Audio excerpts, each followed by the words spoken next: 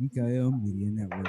For all of our shows and more, visit geek-io.net and to help support the network. Head over to patreon.com/geekio. Echo. Hello, gentle listener. While Geek I.O. holds its talent to the highest standard, what follows will likely involve the sort of language usually reserved for sailors on board. I should use Battle Sloth. Consider a different podcast.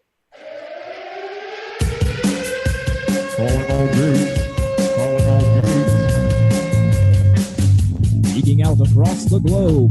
Hold on to your butts. It's the Geek IO Show. The Geek I.O. Show!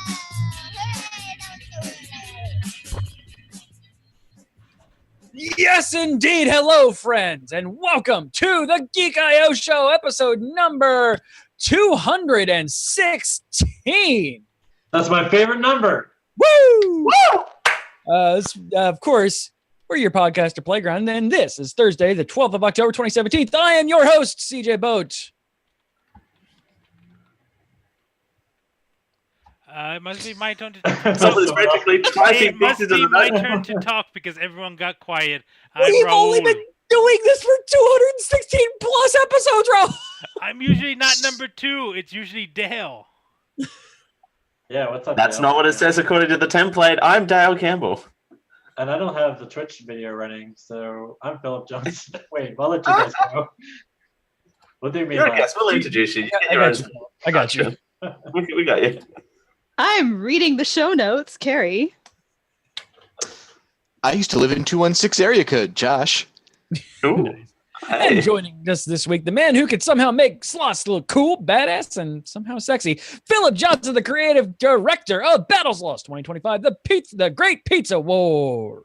Great to be here. Thank you very much. Thank you so much for joining us, sir. How are you this evening? Feeling good.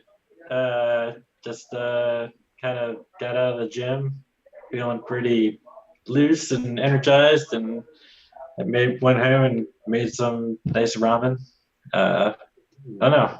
I hook it up. I'm a good cook. There you go. Hey. Great And, after gym food. And I let's see. I just, Carbs, and more carbs. Yeah, I mean, I do a lot of veggies and stuff in it too. But I also I graduated a improv class about a month or so ago, and this weekend I've been cast in 2 different shows. So I just found out about the one show this morning. I just woke up and found out I'm doing a show on Saturday. So pretty excited for both of those. I got one Great tomorrow short night. notice. You've Well, been it's improv, so I don't need to practice my lines or anything like that. True. That's true. you it's were really convenient. voluntold. Well, no.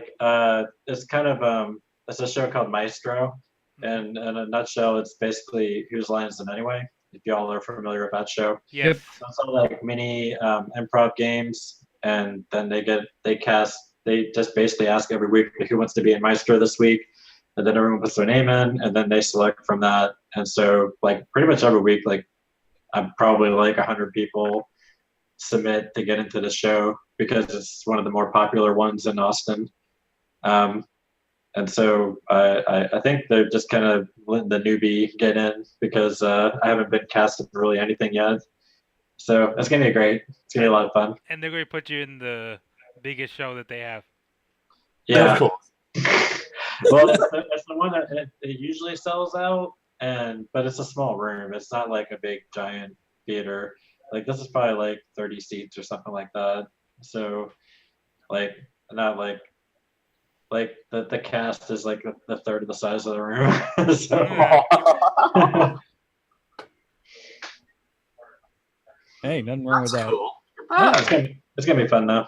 I'm looking forward to it. And then the one I'm doing tomorrow night is called Penalty Box, and that is also short form improv. But the hook behind this one is that the audience and the judges know the rules, but the actors do not. And if the actors break the rules, they blow the whistle on you.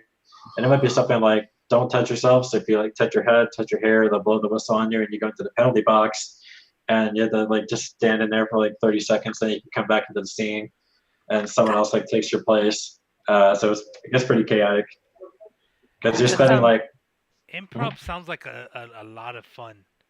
it's That really sounds fun. Glorious. I don't know what area y'all's live in, but if you find a theater in town or just go online and buy a book and teach yourself, and then all of a sudden you're the improv teacher because it's like I don't know, it's not like I can't be that hard to teach yourself. There's like these kind of starting guides that you can buy on Amazon made by like the different improv theaters.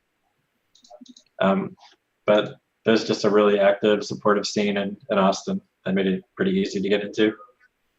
Yeah, Austin's really a big hodgepodge of like a little bit of everything. We have one close to us, Josh and Carrie. We should go. Yeah. Where do y'all live? Maybe. We are in Tampa Bay, Florida. And Dale lives on Spider Island. Raul, you live east of San Antonio? Yeah, east of San Antonio, like close to Del Rio, if you know where that's at. No, I don't know where anything is in Texas. Oh. That's okay. Neither do most people in Texas. When I arrived in Austin, I did not leave the city for like a year because I was crunching on Battle Sloths as soon as I arrived. Like every night I would go home from work and I'd leave work, go home, work on Battle Sloths. And then when the company I worked for shut down, I decided to work full-time on Battle Sloths, where I was just spending all day, every day working on that game. And didn't really take much vacation time until the game was out. When I say vacation time, I mean time where I'm not working. I wasn't really getting paid. I was basically unemployed working this indie game. Yeah, from what I've talked from those who I've talked to in the indie scene, yeah, it's like, yeah, I'm either working or sleeping, and sometimes not even sleeping. So, yeah, I mean it's tough. But I'm pretty happy to be employed again with some nice health insurance and stuff like that. It feels good. Like serious. I know, like I kind of sound like I'm bragging, but god damn, it's nice. It's really no, nice. I literally I'm getting my first full paycheck in 2 months tomorrow, so I am right there with you. I am fully 1,000% with you right now on that one. Money, money, money, money. Yeah. Well, I'm fortunate to be with a company that really respects their employees. I work with Panic Button in Austin. And we do we mostly do what's called code development, where we just kind of like do work for other studios. And they're totally cool with me being indie dev on the side. In fact, they kind of celebrate it. So they're really cool about that. And, I'm getting to work on Doom for the Switch with those guys. That was a lot of fun. Nice. But, Just let me know if you get any review code for that. Just saying. Shameless plug, CJ. No, I am Shame. absolutely shameless. we'll see. I don't know. All right. Well, let's go ahead and hop into the first segment of the show here, and we'll talk more about Battle Sloths in the second half of the show because I really want to talk to you about go in depth about that. Mm-hmm. All right. So let's go ahead and hop into the Gadgets Game Gizmo. Gadgets, games, and gizmos. Yes, indeed. This is Gadget Games and Gizmo, where we talk about the stuff that we've been doing lately. I'll start. Because I want to. And it's your show. It's my show. I feel like it today. So I am still hardcore, full blown into Elder Scrolls Legends. I've been kind of dorking around finding a place to find a game to replace Hearthstone in my heart and on my phone. And a bunch of them, I've been playing a bunch of them. Your phone. The two most new places in the world. Yes. Gwent is good, but not great. And I've been playing a couple other ones. I basically just Googled Hearthstone clone, and I just got a bunch of them that came up. And Elder Scrolls Legends is still just really, really good.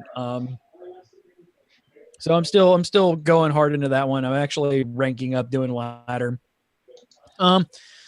During October, I like to usually, other than that, in October, I usually like to try and play spoopy games. And the Amnesia trilogy was free for PlayStation Plus members this month. And on stream, I was playing some Amnesia, and that game's real bad. It's not good, or it's scary? No, I was more. It gave me more of a headache and frustration than scary. Like I got spooked once, and then the shadow left, and then I was like, then I spent the last 10 minutes of the stream trying to kill myself unsuccessfully. Oh, I have PT on my PlayStation 4, so I might fire that up because it's kind of like this rare thing that I can offer my friends now. Yeah, but that's like the saddest thing because you know it's never gonna come out. Oh, this. I mean, Or will it? I don't know. Like, I mean, I'm not like afraid to reformat my PlayStation 4 or whatever. Like, you know, in like a year or something, it's probably already possible to just hack it back into your system. Not as far as I know, and I kind of try. I follow into those because I like playing and hacking with things. And as far as I know, Hey, you tried to get PT. That's a bummer. yeah, PT Okay, is well, one of those I don't have a things. reason to like reformat my drive yet. Other than that, I've been playing. I got a review copy of Tomb of Annihilation from Wizards of the Coast. I've been reading through that, and the storyline in that is actually really, really good. It would be a lot of work to get it to work for Manipool, but I'm excited to take apart and use some of the bits of it in my home games. Even if I could find a group of people to actually play the entire Tomb with, it's so much fun. It's not as like evilly hard as Tomb of Horrors either. I don't know what you're talking about. I came out of Tomb of Horrors rather well. Yeah, about that. brag much. It's actually, it is a full-blown campaign and not just, hey, this is challenge mode. So it gives story behind the Tomb of Horrors. Tomb of Horrors wasn't that quote unquote challenging. It was, hey CJ, I'm gonna roll a die now. Yeah, I could have put a stop on that one and said, hey, you can only roll so many so often, but you know. Oh, I got my kitty. Sorry, guys. You guys see my we cat? interrupt this program. Yeah, random kitty. Shut up, CJ. This is me. Cat attack. Aw. Wow. This Why is- did our viewers just go up by 20? She's like, I have this little blue towel out, and she just obeys the law where she's allowed to hang out on blue towels if I leave them out. So I have her. She just kind of sits at my desk all the time and takes naps, and I get the pet around. All right, you may speak again, CJ. Thank you. I appreciate it. Until my cat comes back. Can we keep you around? Just that'd be great. Also, sorry, CJ. My cat is being cute again. Behind the monitor, and then she's over here now. Hey, there are no blue towels there. yeah, this is not a blue towel area. Jokes on you, I'm colorblind. I let her break the rules. All right. Sorry, Okay. CJ. What were you playing?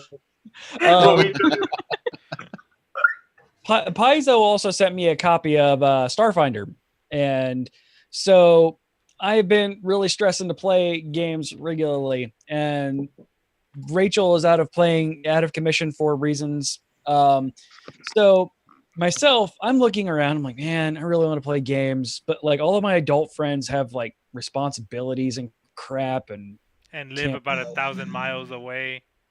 Josh and Carrie live like 3 miles that way. Yeah, he said friends, Raul. Oh.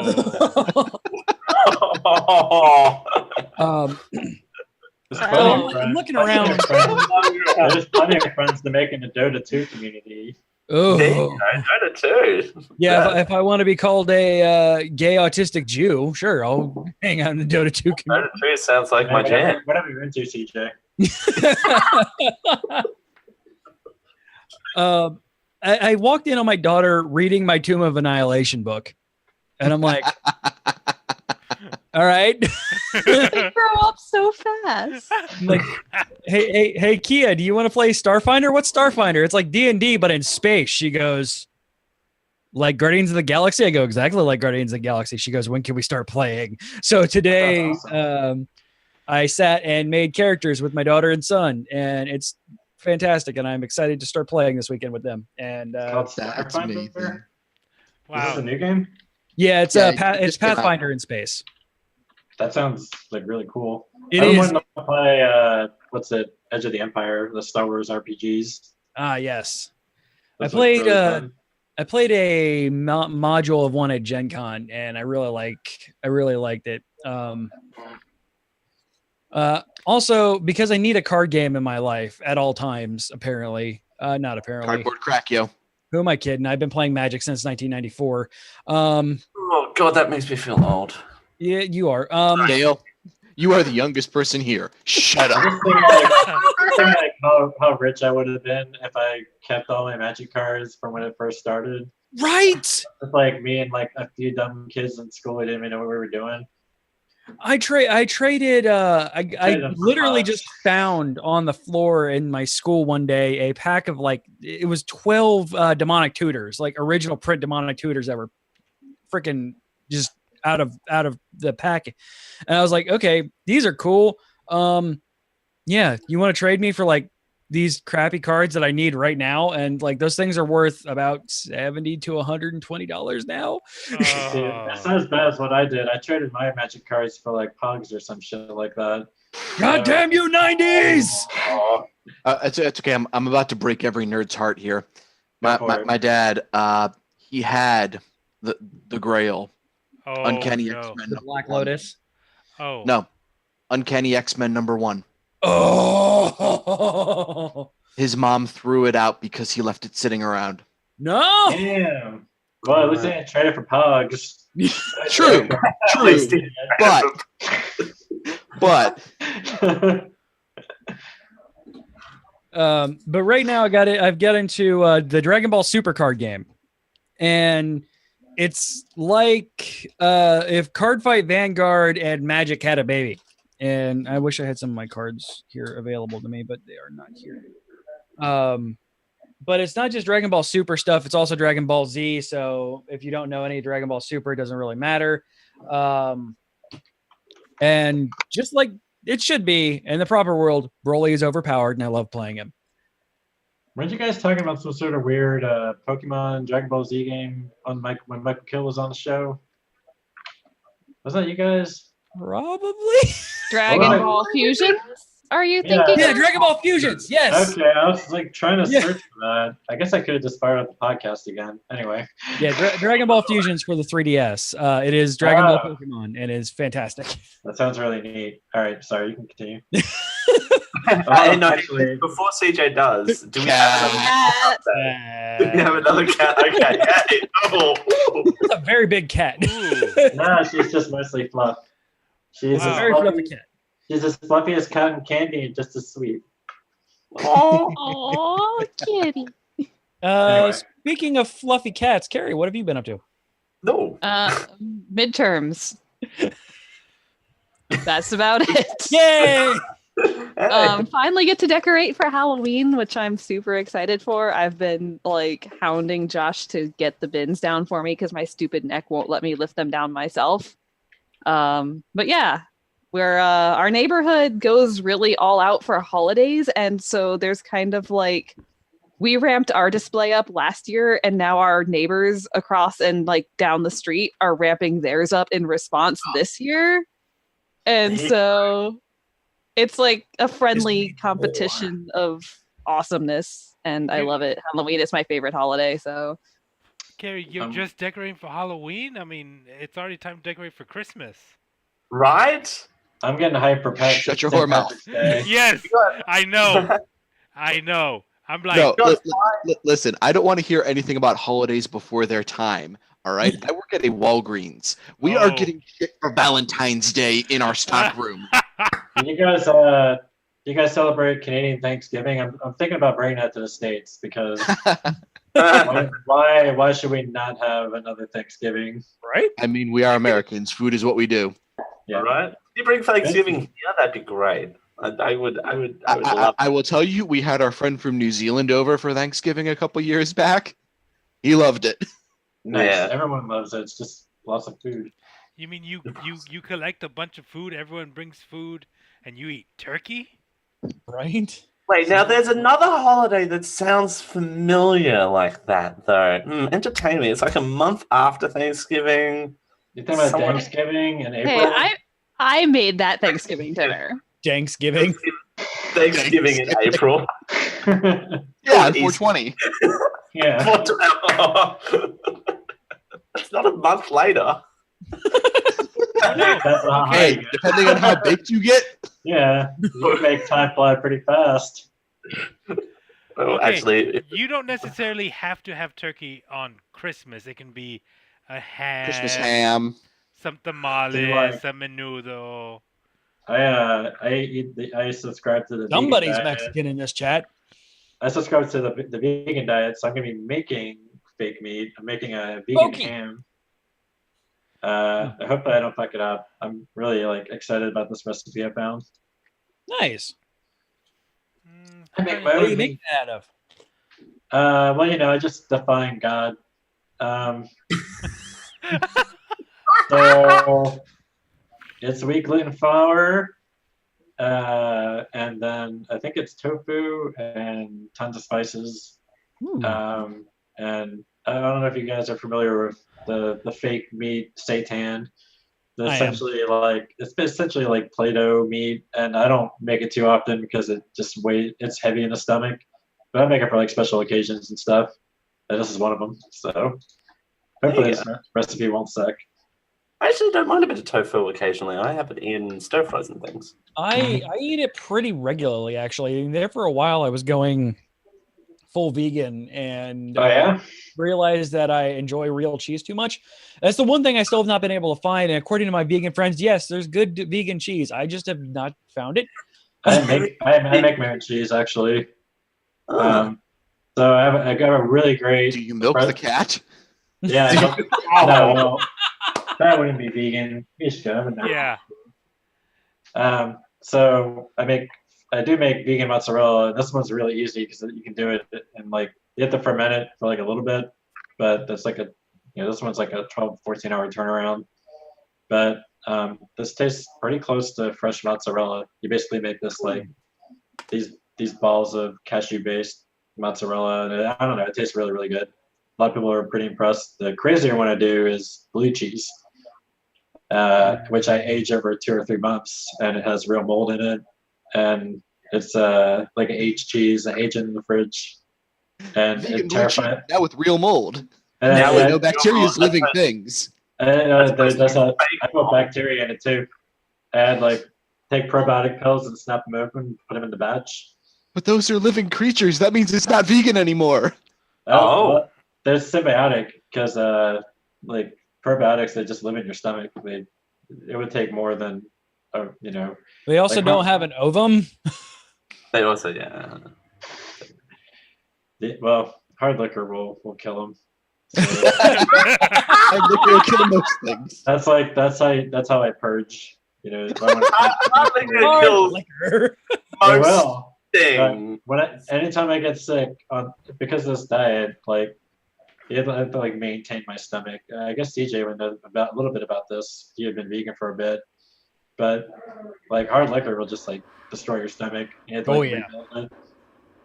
You have to eat a lot of kimchi, probiotic pills, but once you get your level up again, you're kind of smooth sailing for a bit.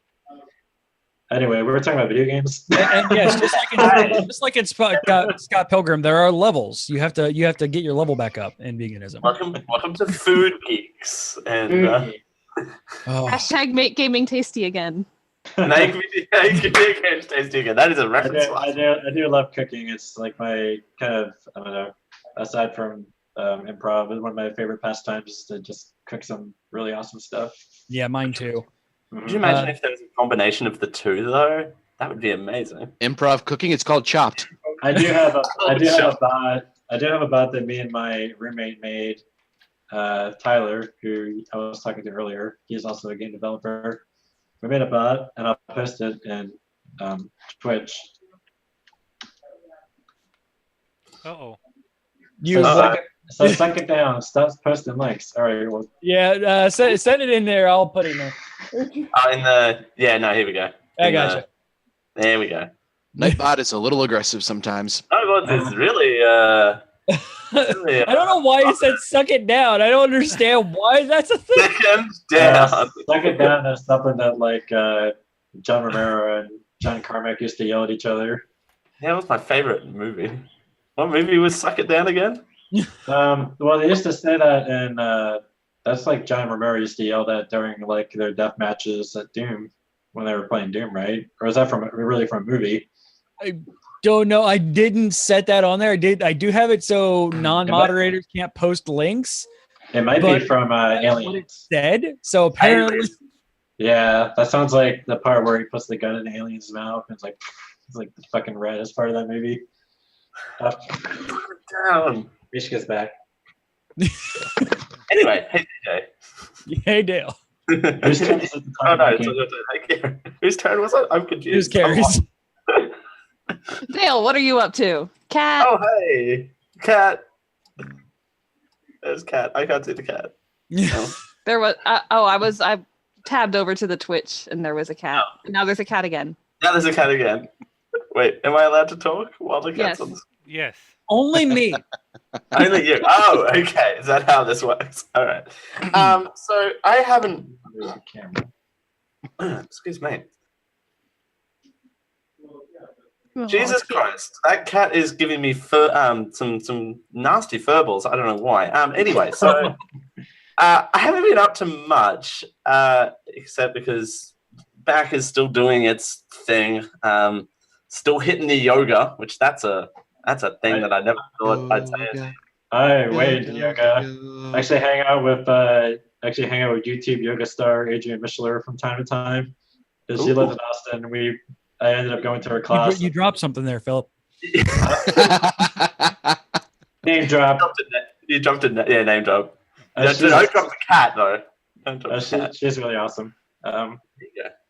But No, I just have a. channel. No, there you go. Yeah, I just have a little app, and it gives me a little bit of a workout, and there you go.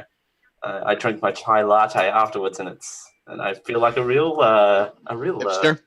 housewife. Yeah, they it's the housewife or hipster. Lattes are delicious. Yeah, Okay. chai lattes are amazing. That's what I was doing before I came here. Actually, I was actually at a yoga class. Getting all stretchy. Yeah, I go to the physiotherapist. He whips me into line and tells me that I'm. Ooh. This is what you get off of universal healthcare, people. Physiotherapists that whip you. Is he cute, Dale? You might be listening. Hi, Josh. If you're listening. Oh! See how that works. Hello. Maybe the same or a different Josh. Hey, it's warm in here. Hey. No, Dale, it's just you. No. Sure. And his but- glowing pink cheeks. And my glowing pink cheeks. No, those are his earphones, CJ. At least I'm not the only one blushing in chat. Anyway, but on my off chances that I feel like doing things, I've actually come across some weird British television of late. So British television, don't need to be redundant. There's these two shows that I can't. There's not really that many episodes of them either available or ever made, so probably both. There's one called Breakaway, which is basically it's about 8 people on like a little stage platform thing, and it's answer X amount of questions. I think it's 25 questions to get the money, and you answer as a group. So one person represents the group, and if they get the answer correct, then that's I'm boring CJ to tears that he's walked off. There you go. So like Family Feud, kinda.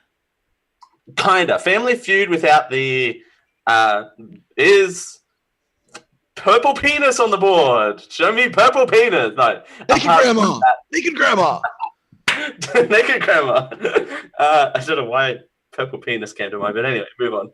It is you, Dale. That's true. There's a chance every 3 questions that one individual may break away from the pack and answer differently from the group. Answer on their own, and they get more money at the end if they end up winning, as opposed to the group who has to split the money, of course, because reality television is apparently fair. And Reality. reality. It's an okay show. It's interesting to like study it from like a psychology point of view because just the way that people act and just who you play this game of who's going to be greedy first. You look at like the 8 people on stages going, okay, that guy's going to want to break away first because he's greedy. Outside of that, there's this other one that I've been watching called Letterbox, and it's basically Worst video format ever. right. It's called 4x3, and it's amazing. No, it's basically an extended version of passwords. So there's 2 teams. They guess the password that's inside the box, and they get like £2,000 if they guess it correctly. £2,000 of what? Of Beef. money. Of money. That's a lot of money. That's a lot of money. £2,000 of money is a lot of money. Yeah, that's like $2 Australian. Well, now here's the thing: are we talking about £2,000, the currency, or £2,000 of money, which could be a spectacular amount of money depending on what denomination it's in? The answer is yes. £2,000 £2,000, which that's Inception. But no, that's currency, right? It's entertaining. They're little entertaining little bits. They're about an hour long each show, and you got to watch something as you're bored at the desk, But apart from that, I haven't been up to much interesting. Not even that was interesting. Hey, Philip, what have you been up to? So, been doing some hiking in Texas. Been pretty nice outside. My friend works at this like community garden, so I'm kind of helping her there, like with her plants, and that's been really cool. Kind of just like after spending a year kind of grinding on a game, it's kind of nice to just like stick your hands in dirt and plant some like vegetables and stuff. I don't know. I find it really satisfying. But there are like more like video gaming things that I'm doing. Let's see. I'm starting to play the Necromancer update for Diablo 3. Oh, it's so good. I don't know. I feel like I just like the mage so much that I'm kind of like can't go to any other character. But I think eventually like the Necromancer is going to get to the point where he's super, super rad and I start to enjoy more. But no, I'm just, it's kind of cool. You're just like kind of like walking around with a big posse of like skeletons and shit. You can make corpses explode, or you can turn them into spears and use them to kill other like bigger enemies. Yeah, I don't know. That's pretty great. I don't know what I'm complaining about. So I'm also playing a little bit of River City Rampage because I had recently played some River City Ransom at a party, and damn, that game holds up big time. River City Ransom for Nintendo. Can I get like an approving nod or just like a whoop whoop or something? No, I haven't played it in forever, but I'm glad it holds up. I think it holds up. I mean, as far as most of the Nintendo games we played, especially like multiplayer, easily one of the better multiplayer games you could be playing. So it got rebooted. NES multiplayer got janky sometime. I mean, it just weren't too many really, really great ones. But it just came out on Steam like a month or two ago, and it's called River City Rampage. And this is a great reboot. It starts off with the 2 characters from the original game. You play like a mini version of the game, like a 5-10 minute version of River City Ransom. Yeah. Nice. You play like your like tutorial mission is like you're like the original characters. Then fast forwards to the modern day, the new generation of the River City Ransom posse, and you run into the old cast of characters from River City Ransom, and they're all like old. They all got like stubble, like gray stubbly beards and like gray hair, and they're just like, when we were kids, we used to bust heads like you guys too. And they're just like walking around the city with you, like beating the shit out of people with you. It's pretty great. The cool thing about it though is like how much variety they added to the characters that you fight, because in the original River City Ransom, pretty much every character was the same. They just would all pick up different weapons. But in this Or one, have a there's more different color variety. sprite. Yeah, they all essentially look the same, except for like maybe they dealt more damage. But this one starts in like a high school, and you're kind of just like walking around, and if you like cause a mess, they send you to the principal's office. You have to fight the principal, and you beat the shit out of the principal, and you can just leave. But later, when like shit gets real, the high school starts like going into riot mode, and all the people that were just milling about, they all have like their different fight patterns. And then like the nerdy characters, they're like they start throwing like test tubes in the ground. They're like flaring up all these like ice magic and shit. It's cool. It's a really cool game. Whoa. That is neat. Yeah, I'm really impressed with it. So that's really just that, and I'm just like always playing Enter the Gungeon. So let's go back to that game over and over again. Oh my god! I just Enter the Gungeon for life. The game is so fucking awesome. You just want to slide lock on it? Oh yeah, it's great. It's a great game. I mean, Battle Sloth steals some ideas from it. And when I was working on Battle Sloth, it's kind of funny because I'm like, I'm gonna relax by playing Enter the Gungeon. I'm just kind of shaking my head while I'm playing it. I am so gonna steal this idea. I mean, pay creative tribute to. I was working on Battle Sloth. I was working on Battle Sloth before Enter the Gungeon came out. I stole the dodge roll from Hotline Miami. I stole a lot of ideas from other games. Borrowed, permanently borrowed is probably the way. But I guess took creative inspiration from. we can go into that later, I guess. Oh, I did see Blade Runner, which in my opinion is better than the old movie by like several miles. I mean, yes, I'm not gonna give me your money. Yeah, we don't. Blade. I'm sorry, go with that. We don't have to get into it, but I will say that I think 2049 takes all the ideas in the original Blade Runner and does them better. I think we can just stop the argument right there and move on. The anime, the Blackout 2022, is actually really good. Yeah, it was. Real solid 15-minute short. Blade Runner Blackout 2022? Yes. Yeah. It's by the same director as Cowboy Bebop. Oh, awesome. That sounds great. It's free to watch? It's pretty good. Yeah. Pretty good. Free on Crunchyroll. That's where I saw it. Okay, cool. Yeah, I'm going to watch that. That sounds amazing.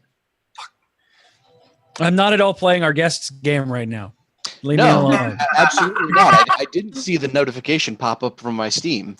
No, nothing at all. I actually don't have my Steam open. That would murder my computer. Yeah, like I guess that's kind of the reason I found you guys is because Michael Kill was on your show and he had talked about Battle Sloths, and then he told me that he talked about the game on your show, and then I was like, all right, well, I'm gonna watch it because I'm a narcissist and want to hear when people talk about us. So it's like I can't. I'm always like Googling Battle Sloths and looking for. Oh, sorry, my cat's being snippy. Oh, cat update. Oh, cat's being snippy? No, never. No. Oh. DJ is not a cat person. Well, didn't your cat like bite you like multiple times? My cat always bit me all the damn time. It's like she doesn't bite super hard. Cat cam. I'd be talking to CJ and then he'd just yell out of nowhere. Yeah, because the cat would just sneak up on me and just bite the ever-living shit out of me. And then 5:30 in the morning, the cat was like all over Dale. Yay. What did you do to the This cat, going CJ? She went stare at bars. Yeah. No, you totally sent it to Raul. Right? Yes. It's still in the mail. Oh. No, Peter, don't come after me. Zing! Actually, yeah, come after me. I was the one who Geek said I that. does not condone sending animals through the mail. Yeah, might do a Unless- little PSA. If I can have the camera, here we go. Unless properly they're the plush ventilated. kind. Or adorable plushies. That works too. No animals were Yeah, so harmed. horrible questions in the mail do work. Speaking of animals being harmed, did anyone read that crazy article from The Intercept this week?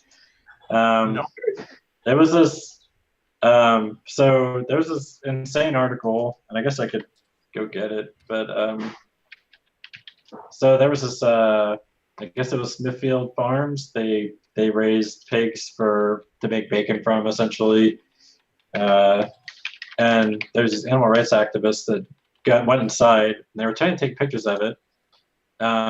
And they did that. They succeeded. I think they actually got jobs at this place. Like they went deep undercover. Was the impression that I got. And so this article is nuts because after what happened is that as these two activists were leaving, they saw these two baby pigs that were near death, and they just kind of stuffed them into their coat and walked out with them. And then, because that's not how the free samples work, babe. And because it's considered domestic terrorism to interfere with the production of meat and dairy industry, the FBI got involved. I'm not bullshitting. The FBI sent they sent 6 black cars just filled with agents on the hunt for these 2 pigs. Jeez. And they said once they nursed the pigs back to health, they separated them too. They separated the 2 animal sanctuaries, and the FBI tracked them down, and then they rolled up and they were taking DNA samples from the pigs to make sure they were the right ones. It's a crazy story. I'm not gonna go too much deeper into it, but it was it was like a movie. Reading this article, It's like the gritty, dark reboot of Babe. Yeah. Well, there is a kind of a gritty reboot of Babe already called Ookja, which is made by the same guy who made Snowpiercer, and it was a movie made for. It's funded by Netflix. I posted that. It's about this little girl in South Korea, and she. I guess there's these genetically engineered super pigs that they purpose built these pigs that they'll be easier to maintain and they yield more meat. And so in a way to do a PR campaign, they take 16 of these pigs and send them all over the world to go live out happy lives. And then also to kind of find out the best conditions that they can live in.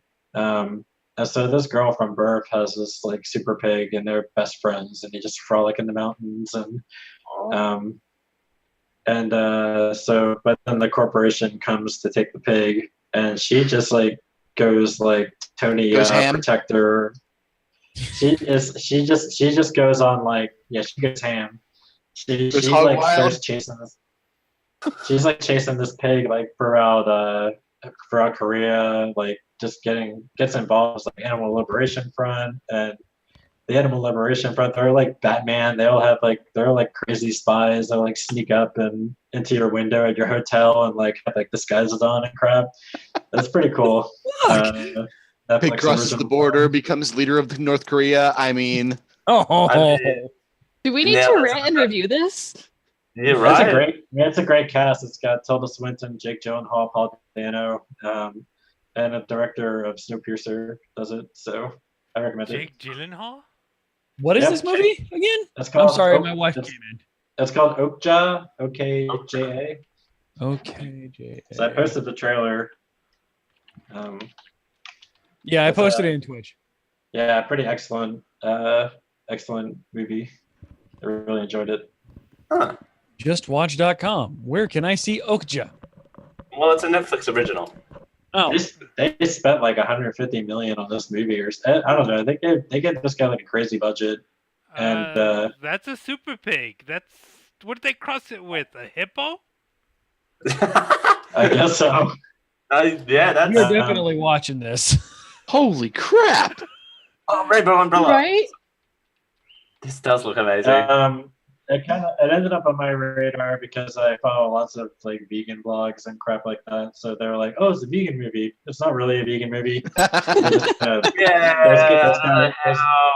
Yeah. Those guys co-opted as does have a big animal rights, anti-corporate message in it.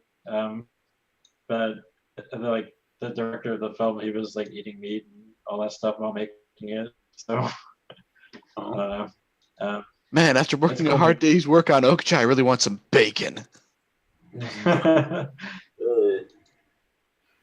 Mostly the guy that made Snowpiercer, so he's used to well, I don't want to spoil the end of that movie. Yeah. We Don't watched spoil it. We watched that movie. We all freeze and die. So back to that FBI I like- having to I like retrieve the pig. So they have to save them so they can go back to the farm and get killed and put on your plate.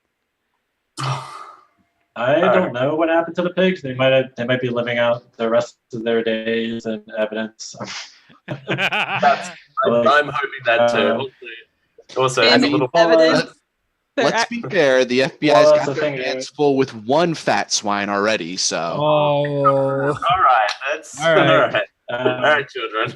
Let's not get They're too- actually let's not just get too wandering political around the about our FBI. fascist president. They're actually just I think- wandering I around the think- FBI headquarters as the mascots. Oh, there you go. got the little Thank you, suits and Devin. ties. Trump is barely political these days. Yeah, it's just a crazy article. I highly recommend reading it. Although some of the pictures are hard to 2017 look at, people. depending. Right. Yeah. We were supposed to have flying cars by now. Where's my Yep, hoverboard? Damn it. now the FBI is committing like 30 people, personnel to go check down pigs.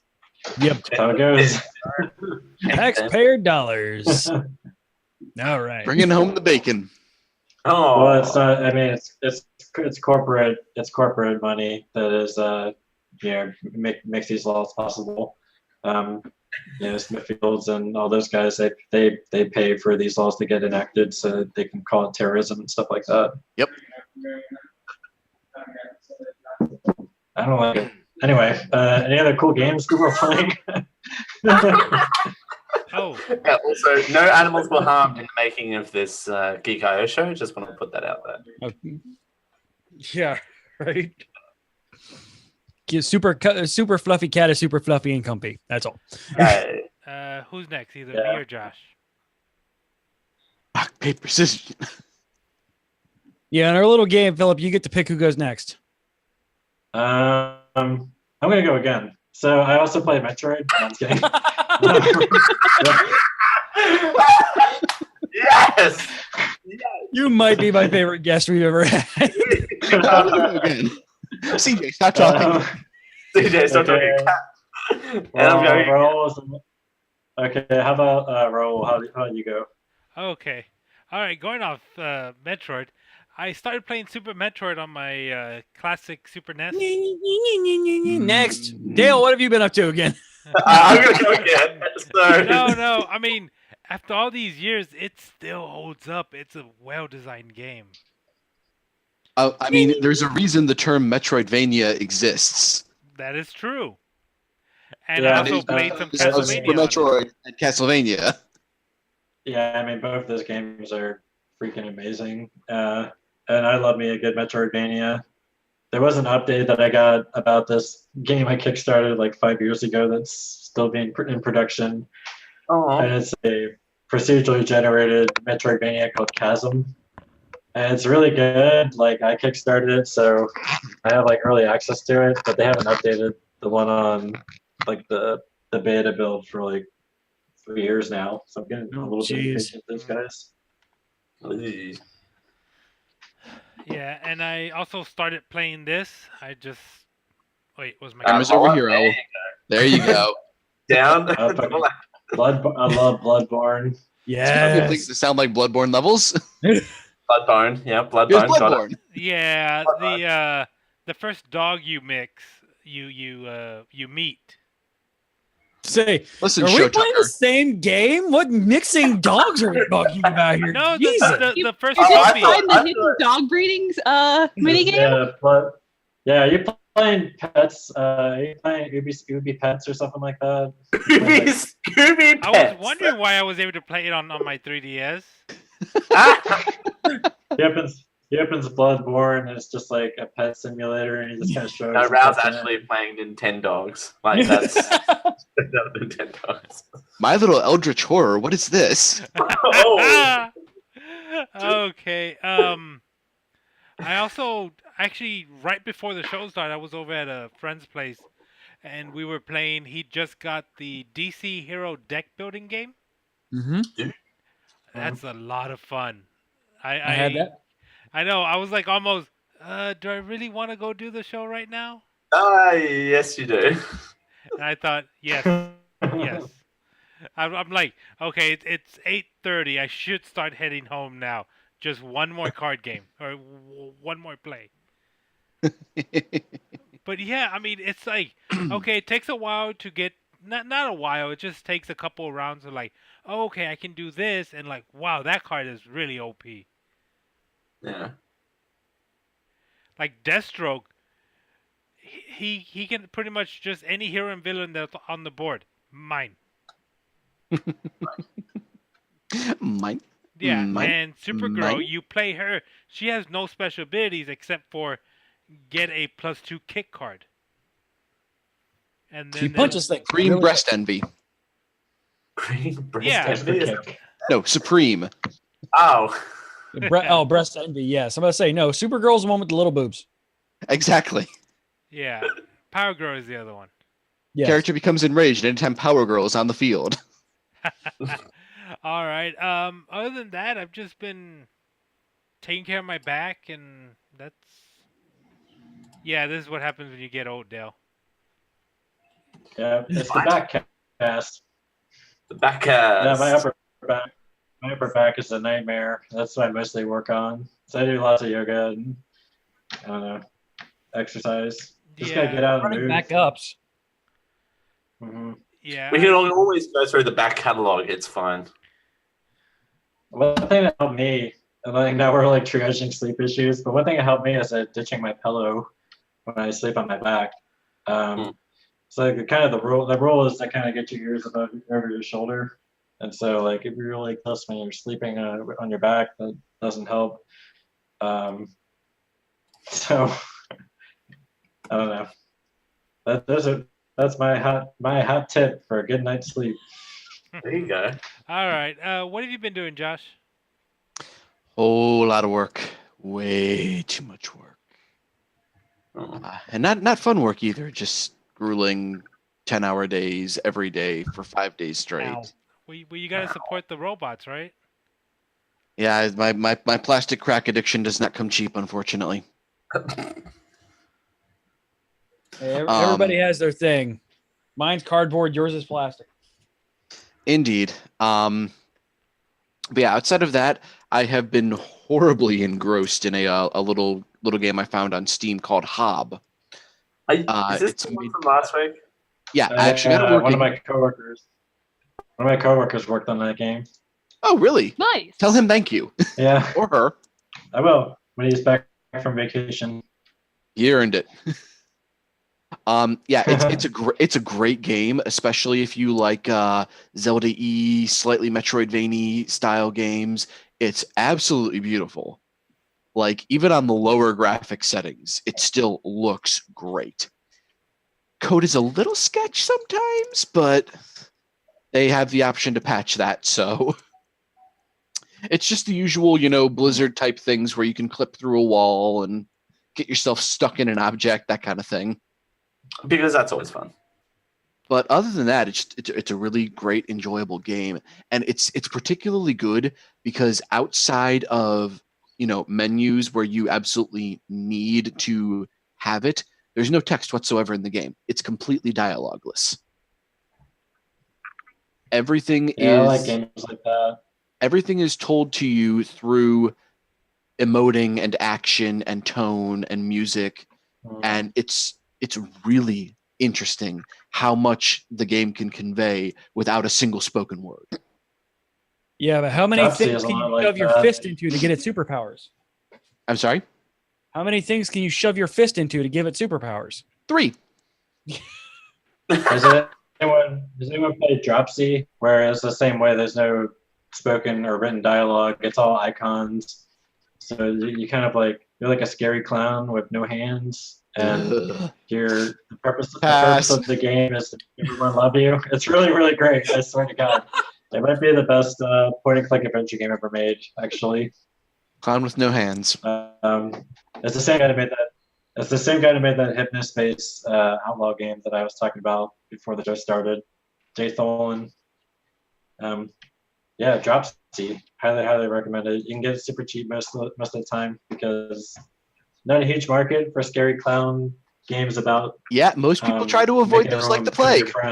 I wonder why. It's not a horror. It's not a horror game. The game is about empathy, and Dropsy. His only goal is to make friends, but he's a scary clown, so everyone hates him. As well, they should. You go around solving these puzzles for people, and then he makes friends by helping them, even when they hate him. It's a really cool game. Like, definitely made me tear up a few times. It's great. Oh, indeed. It's a really sweet, awesome game, and I'll post the link here. Jay Tholen click is a great adventure. Yeah. But he's got no arms. He's got no arms. He's got no hands. He's got arms. But so he's got stumps. Everyone thinks. Yeah. So Dropsy, he used to live at the circus. He lives at the circus, but one day there was some tragic accident, which is his mother died, and everyone thinks that he killed his mother. So he's got like the backstory. He's got the backstory of like a murder clown, even though he didn't do anything. Really? Even the cat's got a hot take on Dropsy. Right? Yeah, she doesn't meow like this. Kind of worried about her. Aww. I think she's tired of me trying to like pet her. I think she just wants to lie down. Leave me in peace, Blake. But yeah, outside of that, there is another game I have yet to play. Something about giant fighting robots. I may need to spend extra money on it. Yeah, CJ wouldn't be interested. No. No, huh? But I also need to run out and pick up the Battle Chasers game because I've been super excited for that one. I need to buy Shadows of War tomorrow. That's my game that I'm picking up this week. Ugh. Since I have not gotten a confirmation from somebody about giant fighting robots yet, I have already invested my time and money into Shadows of War.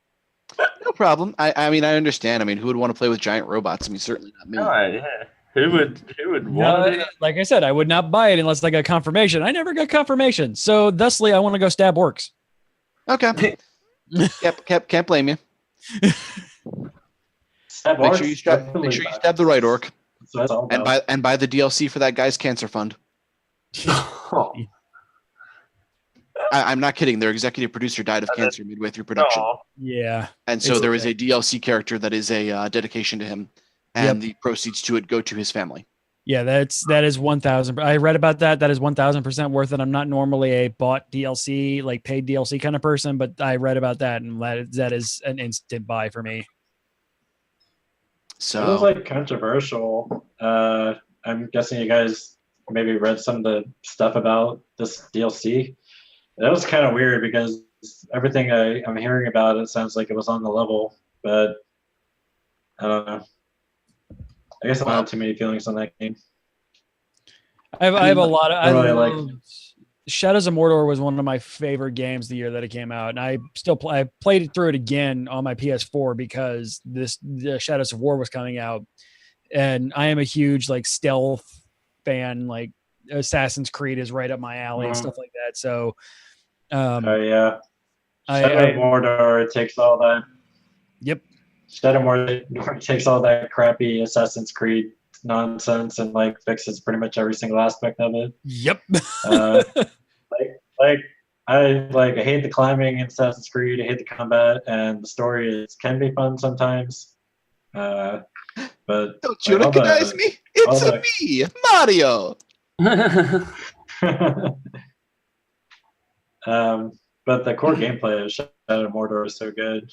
It's a shame they're cramming all these loot boxes in there and stuff. Yeah, that's that one's I'm a bit upset about, but I'm not going to be personally doing it. So voting with my wallet. I mean, if it gets some money enough to be able to put out a third game, sure, whatever. No skin off my butt. Yeah, I just got only so little time to play. I only really You- hate Oh, loot box go on. kind of things when it's like game impacting. Like when it's cosmetic stuff, loot boxes are a fine concept, but when Yeah, it starts these being are, like I in-game think, stats and things like that, it's like, I think these actually can give you in-game stats. that is not the way you microtransaction, folks. Dude. Shadows of War loot boxes. All right, I think that's everybody. This So we are going to take a quick break, let everybody do their thing, and we will be right back after these short messages to speak with Philip a little bit more about Battle Sloths and other things. During the break, for our podcast listeners, you will hear some ads. If you want an ad-free experience, tune in live Thursdays, 10 p.m. at twitch.tv/Geek show. But other than that, we are going to hear, because I finally got through to him to talk to me. We're going to listen to the amazing Chase Holfelder, his X's and O's cover in a minor key, making it all sorts of haunting and glorious. We'll be right I back. love hearing things in minor key.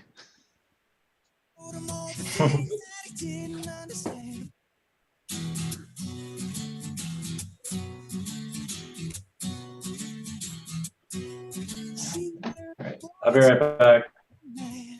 Showed him all the things that he didn't understand. Whoa, and then she let him go.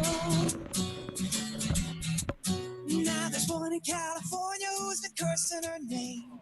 She found her a better lover in the UK. Hey, till she made her get away.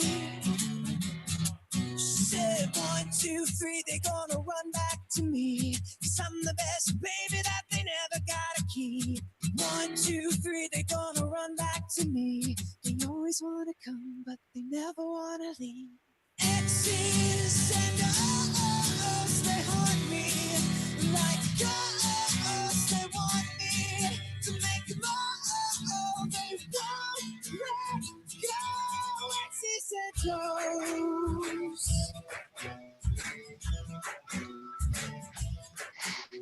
She had a summer If I talk now, is it live? kept him warm in the winter, left him frozen in the spring. My mind, how the seasons go by.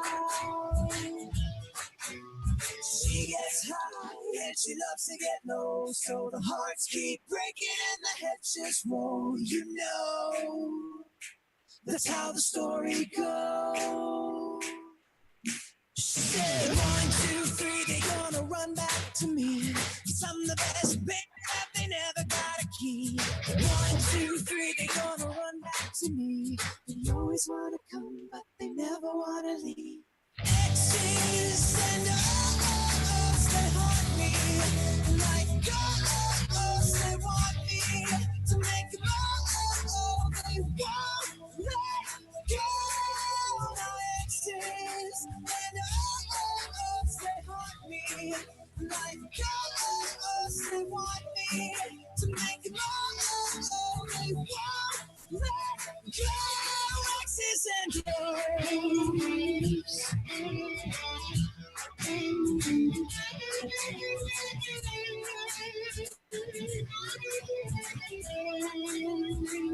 Said 1, 2, 3, they're gonna run back to me. Climbing over mountains and sailing overseas. Said 1, 2, 3, they're gonna run back to me. They always wanna come, but they never wanna leave. My exes and O's, they haunt me. Like ghosts, they want me to make them all. They won't let go. My exes and O's, they haunt me. Like ghosts, they want me to make them all. They won't let go. Exes and O's.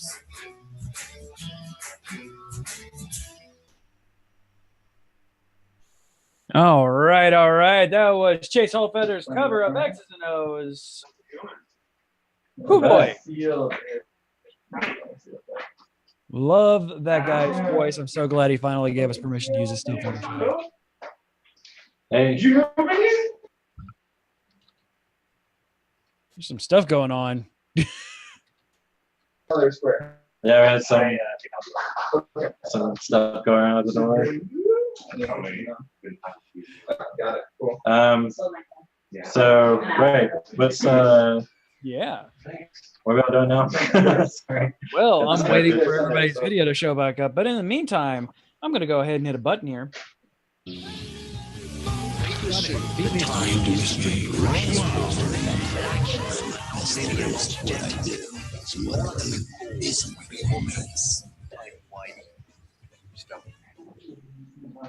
Oh, Geek Out.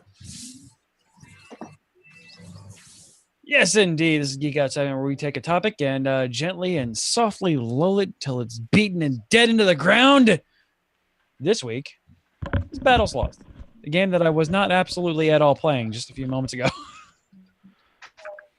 All right. Well, that's we love it when people play our game. It is a really, really good game. I am not usually the hugest fan of twin-stick shooters. I have the coordination of a small child usually, and I'm not very good. That's great. We made it for small children. Yay! So tell us a little bit about the backstory of the Battle Sloths.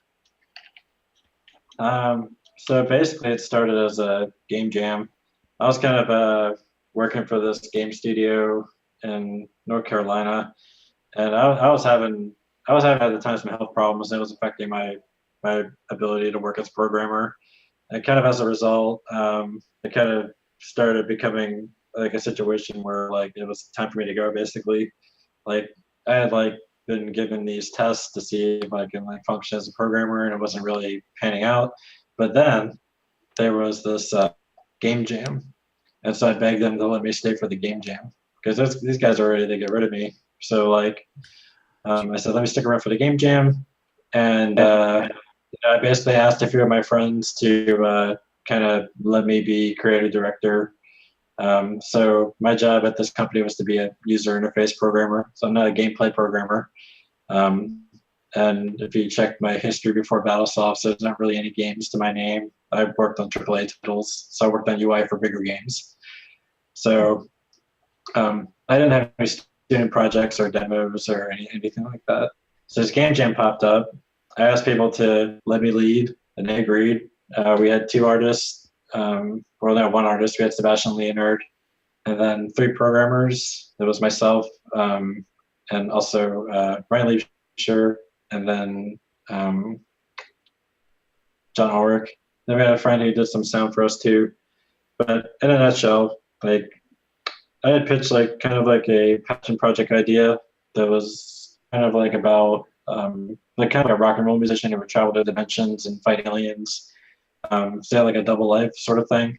And decided to get a whole lot of excitement around it. There was kind of like a quick yes and session. They were joking that we wanted to add sloths and pizza to the game. I was like, okay. So I tried to bolt the sloths and pizza onto this like rock and roll musician game. But that idea wasn't really panning out. So I just tossed out the whole idea and started over. I didn't really know what we were going to make. But, you know, I was kind of just played Samurai Gun and Hotline Miami. Also a huge fan of Geometry Wars. So it kind of made me think like, well, why isn't there like a party game that is one-hit kills and it's a twin-stick shooter? And then I was kind of thinking like, well, why didn't I just use the sloths and it'll just be, we'll call it Battle Sloths. It's about sloths that fight.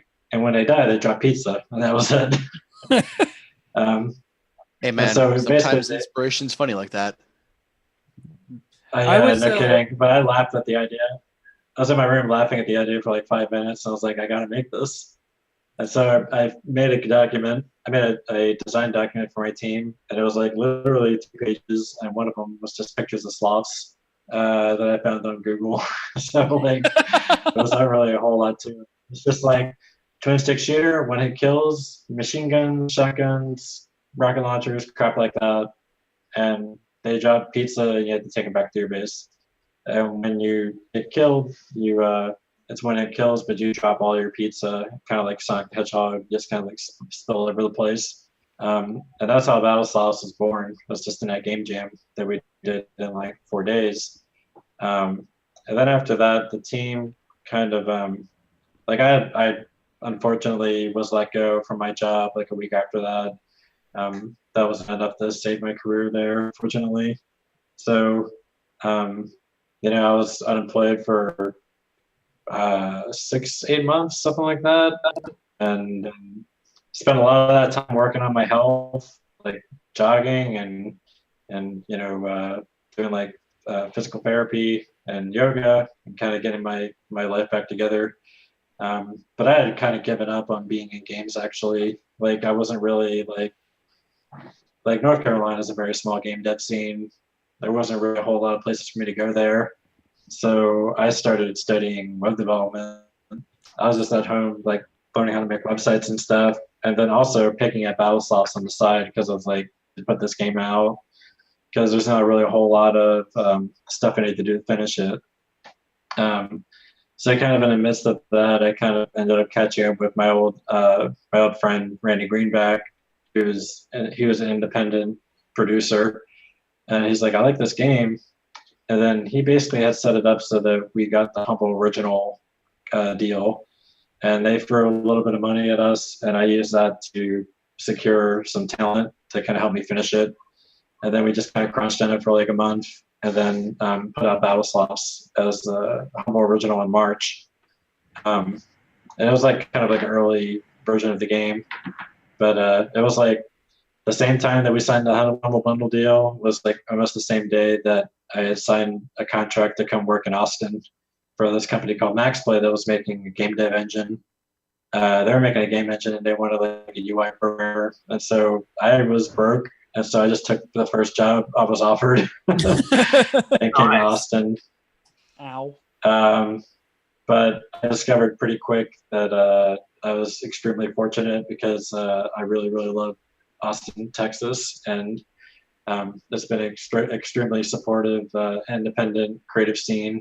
And I just found way more support here than I ever thought I would in my entire life. So it was the right place for me to come, for sure. Then after Humble Bundle, I was just showing the game in bars. I was showing in this one bar called the North Door where they have this monthly event called Juegos Rancheros, and it's like an indie dev meetup. So I set up the game there, and that's where Rooster Teeth found us. So they decided they wanted to get involved and sign the game. And then like about a year later, we finally put out Battle Sloth 2025 that had like online support and over 1,000 hats, all sorts of crazy crap. I feel like I'm talking too much. Does anyone have any specific questions? No, on the way. You go for it. But yeah, this is fascinating. I just realized I had my microphone muted for the last 20 minutes. But anyway, apart from that, because I was eating pizza, funnily enough, I know I shouldn't eat on the air, but I hadn't had anything to eat at all. So that was one of my questions: is how does Rooster Teeth find you? that must have been a huge thing when they found you. Yeah, so when we were at Juegos Rancheros, I was showing the game, and like we immediately had a huge response from at least like the indie dev scene. Like I didn't really know what to expect. You have to understand at this point, I had not had like a good night's sleep in like 3 years because my health was really bad, and I was also just finished crunching on an indie game. Like it was just like all day every day I would have headaches. Like all day every day I would have headaches, and I spent most of 2016 in a dentist chair, like twice a month. I was getting my teeth worked on. Any number of like just crazy, stuff I was getting taken care of. And so I was just exhausted, and there was this indie meetup, and so I just hauled out my computer from home, set it up, and got these 4 game pads out, and I just kind of like, all right, here's Battle Sloth. And I just came out of nowhere in this dev scene because like usually like I guess there's like some like student projects being worked on, or like an indie game that's kind of being working out the kinks. But we had come basically set up like just a game that was already completely done, and they were like, "Who the hell are you? Where'd you come from?" And Where did you go? people really liked Where the did you game. come from? Battle Sloth Joe. Yeah, Battle yeah. Sloth, Just kind of yeah. just came up. I just basically like just came up from nowhere and had this game. Just all of a sudden was in the Austin dev scene. So that night, the very first night I showed the game, Case Donaldson from Rooster Teeth Games, who was their lead engineer on Ruby, he was like checking it out, and he's like, "I think we're thinking about publishing indie games, and we think that this is a good fit. Do you want to talk?" And he gave me his card, and I didn't really know who Rooster Teeth was, so I just like left it on my desk for like 2 months. 'Cause, like, Wow. I'm not trying to neg them or whatever, but I don't know. Like I don't follow their content. It's as simple as that, really. That's fair. And like I don't watch Let's Play. I don't watch Twitch streams. I like editorial content like Super Bunny Hunt and stuff like that. That's the kind of stuff I like to watch usually. CJ, you seem to have broken out in Kakamora. Yeah, well, it's a Floridian. But basically, like when they so when they gave me the card, I didn't really know who they were. I was also burnt out, and I didn't want to think about our game for a long time. I just wanted to spend like a month or two. I just want to spend like a month or two not thinking about it, and so I took a break. And then I eventually caught up with Casey. We got like a burrito lunch at Chewy's in Texas, if anyone's ever had that. And that gave way to they basically gave us a free booth at their RTX convention, and I didn't really have any money, so like we spent all the money that we saved on checking out our booth with nice art, and then I had gotten some help from friends in town, like my friend Courtney and Andy. They kind of helped at the booth, and we printed out a few shirts, and I brought a selfie stick. And so I was taking selfies of like people that came by and played the game, and we were doing this thing it's called a slothy, where you would put your claws up, and I would get the selfie stick out, and we would take a picture, and I would put it on social media later. And so like we kicked a tons of ass at this event. We had a really great party game, and we showed really well at RTX. And like a week after that event, they were wanting to get into talks about publishing us, and as a result, we ended up being like their first indie game published under the Rooster Teeth Games brand. So it's pretty exciting. We got to go to a lot of cool conventions because of them, like New York Comic Con, PAX West, PAX South, and RTX 2017. But unfortunately, not RTX London at the moment. And then we got DreamHack coming up, but that's Invisible Collective that set that all up. They're still supporting us a little bit, but like we're the ones that get that booth. Wow. And we're trying to get a MagFest, but we don't know if we've been selected yet. They're doing the judging right now. So they made a little cartoon for us. Geez, I didn't even talk about the Michael Kill tracks. I got so much crap to talk about in this game. Yeah, this scene. Like, what do you guys want to hear about next? Yeah, how did you guys and Michael Kill meet up? Yeah, it's funny because every time Michael Kill tells the story, it's different. But I know my I know backstory. the real story.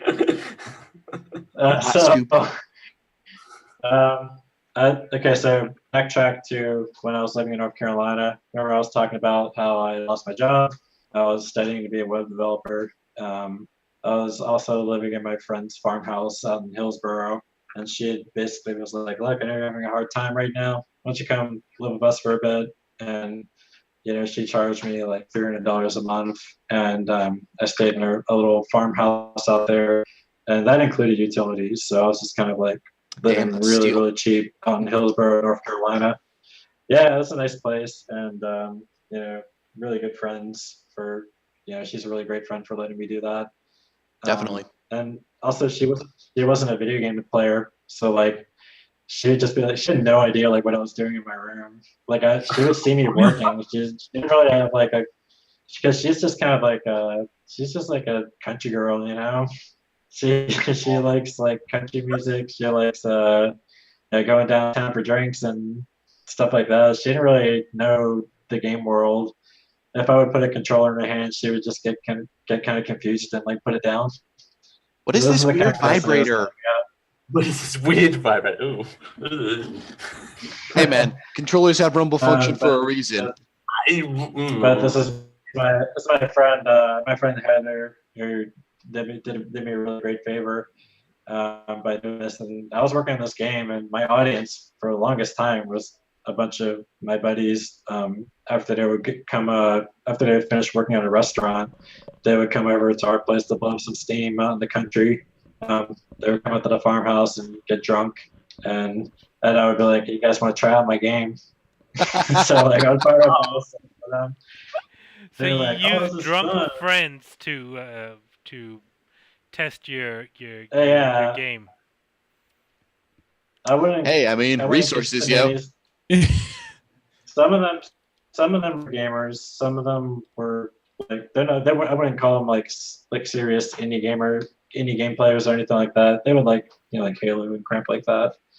But they all really liked it, and I kind of keep, as far as like my design sensibilities go, I kind of have like an eyes up here rule with players. That means like I look at their face and see if they're having a good time and not at their wallet.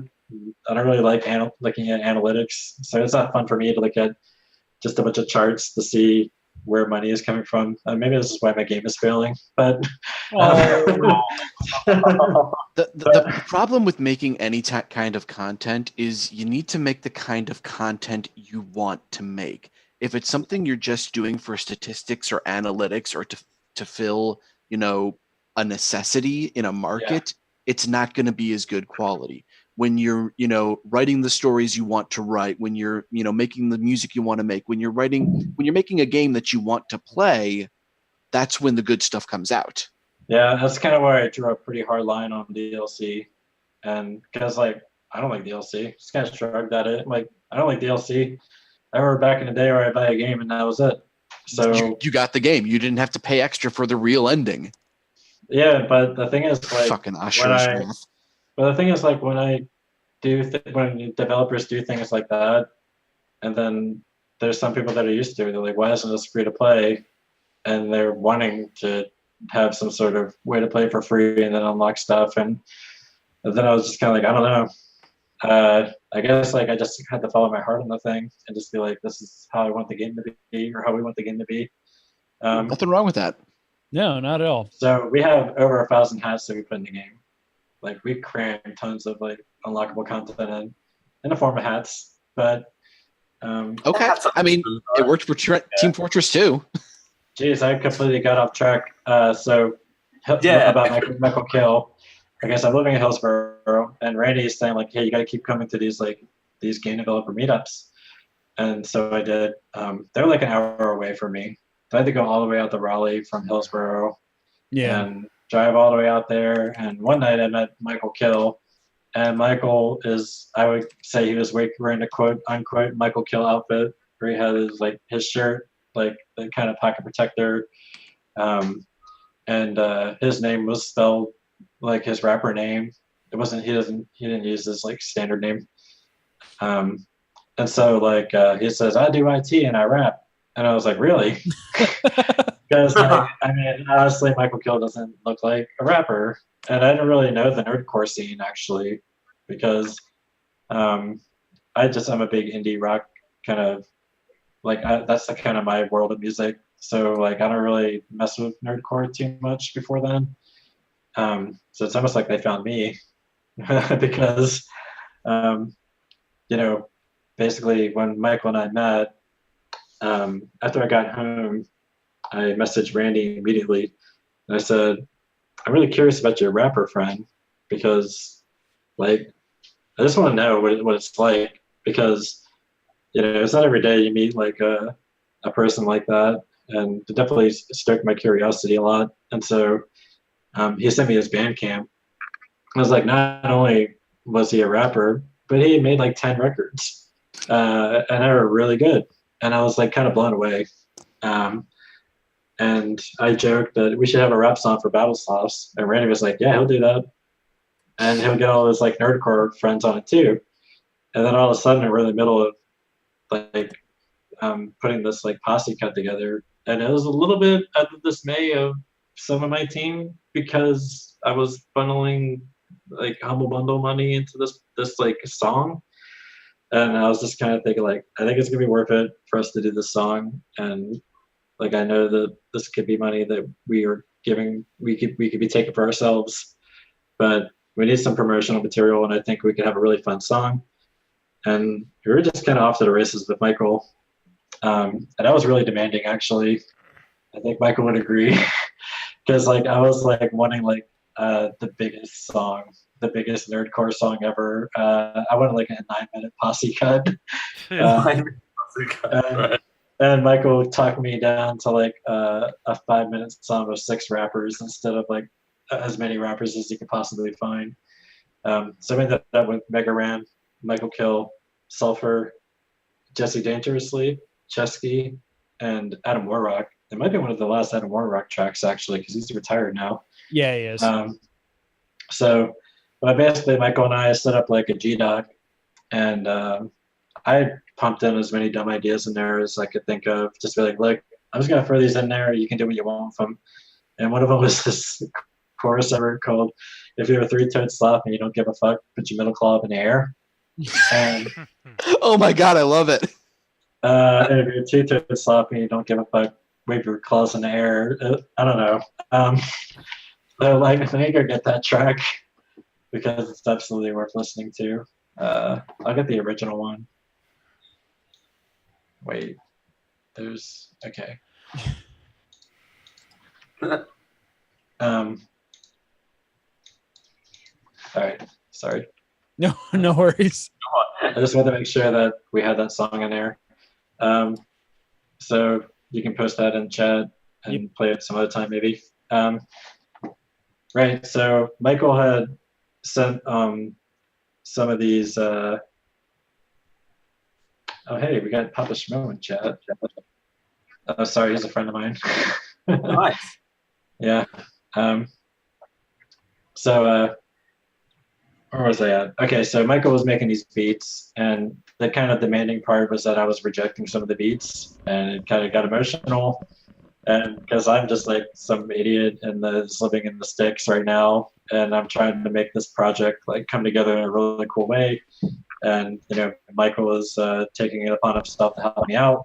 But actually, at the time, he was also unemployed, so we're kind of just like 2 bugs in a row, just trying to survive, I guess. But eventually, he sent me this like really cool beat, and then he also freestyled over it for me. And when he said he was going to freestyle, I said, I want to make sure you're freestyling for real. And so I get to pick the topic, and this is how demanding I was. So like, he's like, very well. And so I kind of looked around my desk, and I picked this box of Altoids, and I shake it, like, rap about these Altoids, Michael. And surely enough, he did like 16 bars about Altoids, and then I went into the chorus. And when I heard the chorus, he had done the "If you're a 3-toed sloth and you don't give a fuck with your balls in the air," I was lost my mind, and I was just like laughing on my bed because I couldn't believe like that he had actually used like this dumb idea that I popped in. So what you're saying is his skills were dangerously fresh. And yeah, he was. Yeah, Michael Kill is fucking fresh as shit. He's really great. He really is. Really is. Yeah, it just, I mean, honestly, I gotten so much ridiculous love from the nerdcore community, and I'm very humbled, and I don't feel worthy of it at times. You know, like when South by Southwest came up, he got Randy and I artist badges, and we were able to kind of like just go wherever we want. And like he brought us up on stage to like do tracks with him and Sulfur. We were just kind of hype men for them on some of their songs. And like the nerdcore set, they treat Randy and I like we're rock stars or something. Like it's, I don't know, they're just such amazing, beautiful people. And that kind of gave way to other tracks too, where we eventually did a follow-up called Protect Your Neck, which is dropping soon. And this one has Tribe One, Michael Kill, Sulfur a second time, and Dual Core. The fucking Dual Core is awesome. Yes. So I'm really excited for people to hear the full version of this track. They did a really, really great job. But we used that for the cartoon trailer.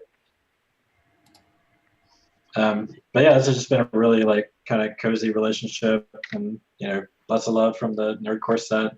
When Classic Games Fest came to town, it was Mega Ran and the NPC Collective, and so I got a pass from them to just come hang out. And I met Samus. Yes, I met Samus, who's part of the NPC Collective. Are y'all familiar with Samus the rapper? No, I'm not. Oh, damn. She's amazing. Let me post her. She's a female rapper, and who's taken on Samus as her persona. Yeah, her stuff is really, really, really, really good. Just as long as she stays away from other M. Yeah. she did do one called Another M. Another M. There you go. And it actually might have, it has some of the best songs on it, actually. So I'll post that one too. Well, hey, there's got to be a parallel somewhere. But she's amazingly talented, and hopefully up and coming in the regular indie rap scene. So I'm a huge fan of hers. So when I met her, I was kind of a little bit shy. But she's like, hey, how you doing? And I was wearing my Battle Sloth shirt. I was like, I'm just kind of hanging out. Thanks y'all for letting me have a pass.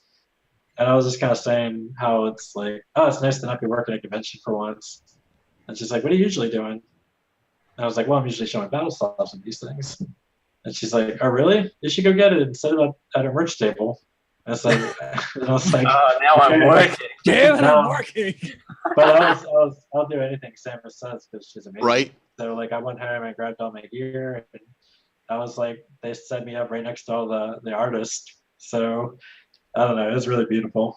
Yeah, really just great like artists, and I'll try to support them the best I can and try to find ways to collaborate with them. Hopefully we have a third track. I have some ideas of what I want to do, but I haven't actually reached out to any artists yet. So I want to do a pop song. Actually, I might as well just say it here because I don't think they would ever hear about it. But I like this group called Crunkwitch. Which? They're like a just like a pop. They're like a nerd pop duo. That's like a husband and wife. But they're really, really fun, and they kind of blow me away every time I see them. So I'd like for them to do like a pop song for us if possible. So hopefully I'm going to be talking to them soon, because I should see them in Colorado. Oh, I'm just running my mouth now. No, it's fascinating. No, seriously. Seriously, like people just pay attention to like when games come out and whether or not they're good, bad, hard as Dark Souls, whatever. But like nobody ever really stops to think too much about the actual back end, the behind the curtain. And so the fact that this game almost didn't get made. It was a lot of hard work, and it was honestly kind of a painful experience at times because it was just took so much of me. Like standing here at this desk is like a negative place for me because it's just all those hours and hours and hours, just like the negative energy invested into the space. Yeah. No, I'm here. I'm trying to build this as a small business myself. So it's like, it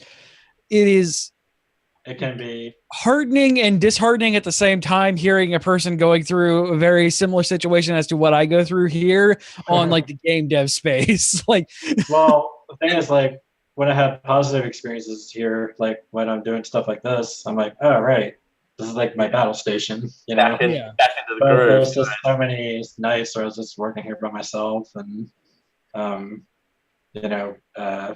kind of hoping that the game would work out. And we still believe in it. We're still going to work on it. Obviously, I'm talking about doing another track, even though the game isn't really making enough money to even support that idea.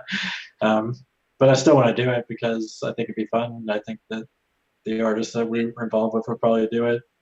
And you touched on this before, like you're doing it more so for the passion of it, less so the numbers and that sort of stuff. Part of it's kind of momentum too, because I believe that if we put enough positive energy into the project, then people will be like, oh, this is a fun game, and try to get people talking about it and getting hands-on with it. It's kind of a weird situation though, because Battle Sloths looks really cute and dumb on the surface, but the actual core gameplay gets like pretty twitch and hardcore. Like if you are not dodge rolling in that game, you are not like You're playing it wrong. You're playing it wrong. They're not really able to keep up with like a real Battle Sloth player, so to speak. And then there's also like the hoverboard and crap like that. There's a hoverboard that's so good. There's Josh. I sent you a thing for this game for you to do. There's a crazy story around the hoverboard. If I could tell it real quick. That was during the game. Yeah. It took me like 4 games before I realized what the hoverboard button did. Oh, yeah. It's just like a run button. But, I'm really shitty at these games. I never said that I'm not. Well, we're not doing a good job at like training. I wouldn't have put like hoverboard racing in the game. That's kind of like a mini. I got voted down on it, but I could still probably work that in. That's kind of like a challenge. That's a challenge. Anyway, so when we were doing a game jam, this Ryan Leapshire, he said, I want to put like roller skates in the game. And I was like, roller skates? And so I've been endowed as the creative director. I asked for this role, and they agreed. And so my job was to keep things moving along and to make high level decisions. And I was also more or less the lead engineer. So when he said he wanted to do like this roller skates thing, I was just kind of like, okay, because I wasn't paying him. It was a game jam. So I wanted to see what he was going to come up with. And he started doing it. And we didn't give the sloths roller skates, but we gave them a skateboard. And it was like really slippy, slidey, because the way the movement works in Battle Sloths is that they're actually just like floating in space, and they have lots of air drag. And so this is why the movement is kind of like when the hoverboard gets turned on, it's like really glidey, because they're actually just kind of like, they're just kind of zero gravity, kind of in empty space. Friction? What friction? Yeah, like I didn't know what I was doing when I made this game. But when we got hands on with it with the skateboard, I was like, this feels more like a hoverboard. And then like all of us just kind of had our moment, because we're like, hoverboard. And so like Sebastian made like 3 or 4 hoverboards, and it's actually the same hoverboard that's in the game today. I don't think we ever did any revisions for it. But if you look really, really, really, really closely, because it's like tiny pixel art, it's supposed to be evocative of the Back to the Future hoverboards. Well, of course. Yeah.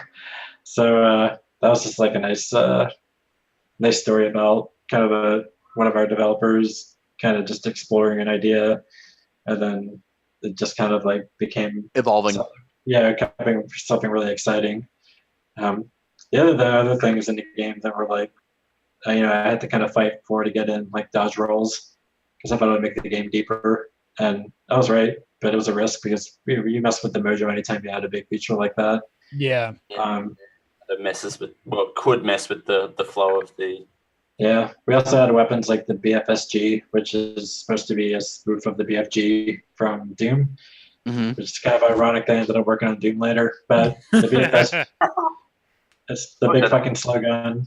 It's like a slow-moving projectile, so you shoot it, and it's just this giant orb of death, and it's kind of like it's meant to be like area denial weapon. Yeah. You can like blast that off, and then kind of you could pick up another weapon and kind of go around the other side if you want to. But that was an exciting weapon to do. And let's be fair, who doesn't love a BFSG? Everyone seems to dig it. That one was fun to do. I'm really glad. Me being super blind and really bad at shooting from afar, I just usually grab the broadsword or the laser sword and just go melee. I just go all ham on melee. It's like I get mixed reviews of the melee weapons. Other I people love are the like, melee weapons. dig 'em, They're or- so good. yeah, other people really dig them or they don't like them. My personal favorite might be just the standard machine gun or the shotgun. Yeah, The shotgun. shotgun is my range of choice. Like Uh, that if I'm picking up a gun, I'm going for the shotgun first. But usually I go to the melee because I'm like, one, until I can get a better controller, I'm using this clunky thing, the Steam that controller. clunky thing. Oh lordy. And, That but the thing is, all right, so on the Steam controller, it's fine. Like the buttons are fine and everything like that. But the issue is the right stick is a mouse pad. Like, Yeah, no. so it's Well, we have it set up. I think we have it set up now so that if you must have played it like earlier today. So I thought we had set up so that it would treat it like an analog.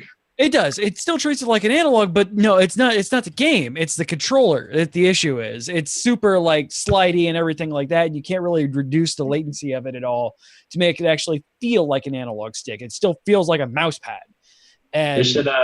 I hate to like say it, but Papa Schmo, he might have seen the original Game Jam. Our friend Papa Schmo in chat, aka Austin. Austin, were you there at the Game Jam at Red Storm where the very first time we showed this off? Because that was kind of like a weird lead up.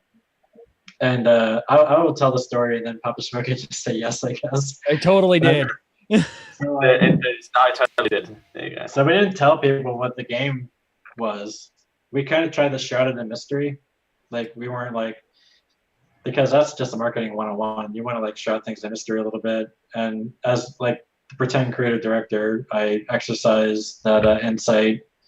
So we made all these posters that said Slow Life. The code name of the game was Slow Life. And there were these cute sloths like in the poster. And if we were introducing the sloths, we had like Hang Time, Slow Pace Killer. That was one of the sloth, my favorite sloth name. Slow-Mo Baggins and Sir Sleeps Alive. And then we also had a slice of pizza as one of the posters. And we just plastered the studio with these posters. I said Slow Life, Slow Life. Everyone's like, what the fuck is that game? And then when we showed it, the very first, we actually made a trailer too, and it was just like, it was like a bunch of pizza. It was like a sloth exploded into a bunch of pizza, and then a text popped up and said, "For every sloth that dies, one slice of pizza." And then like that was like the trailer we made to explain the game, and I turned to my friend Andy that made it, and I was like, "That didn't explain shit, Andy." I was teasing him. He knew that he was making something that was kind of ridiculous. But we had tons of this marketing stuff that kind of like stoked the mystery.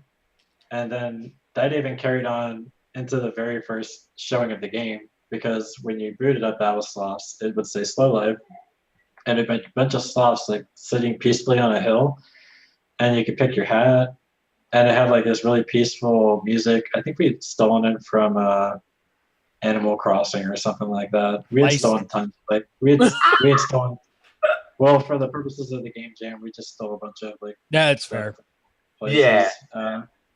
So was this peaceful music, and then when everyone pressed start, the color would invert. It was like a green like background, and then it was like red hellscape. Like the bush turned into a pile of skulls.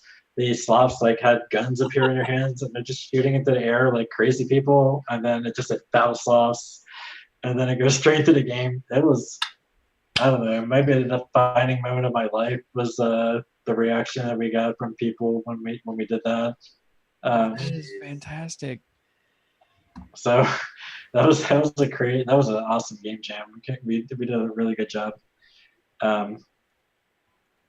They said, yeah, what's it? Austin says, yeah, sloths were anything but slow and sweet. It was unexpectedly awesome and caught everyone off guard.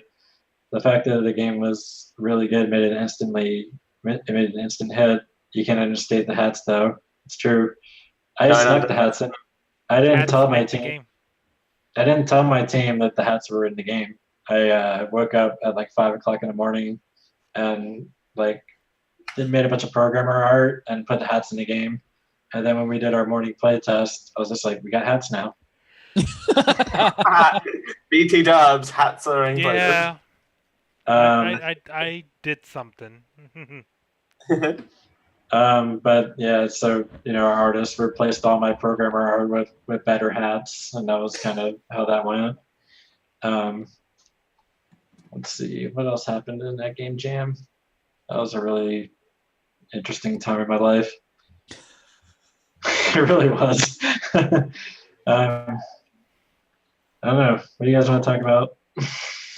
Well, sorry, okay. go on. No, go ahead.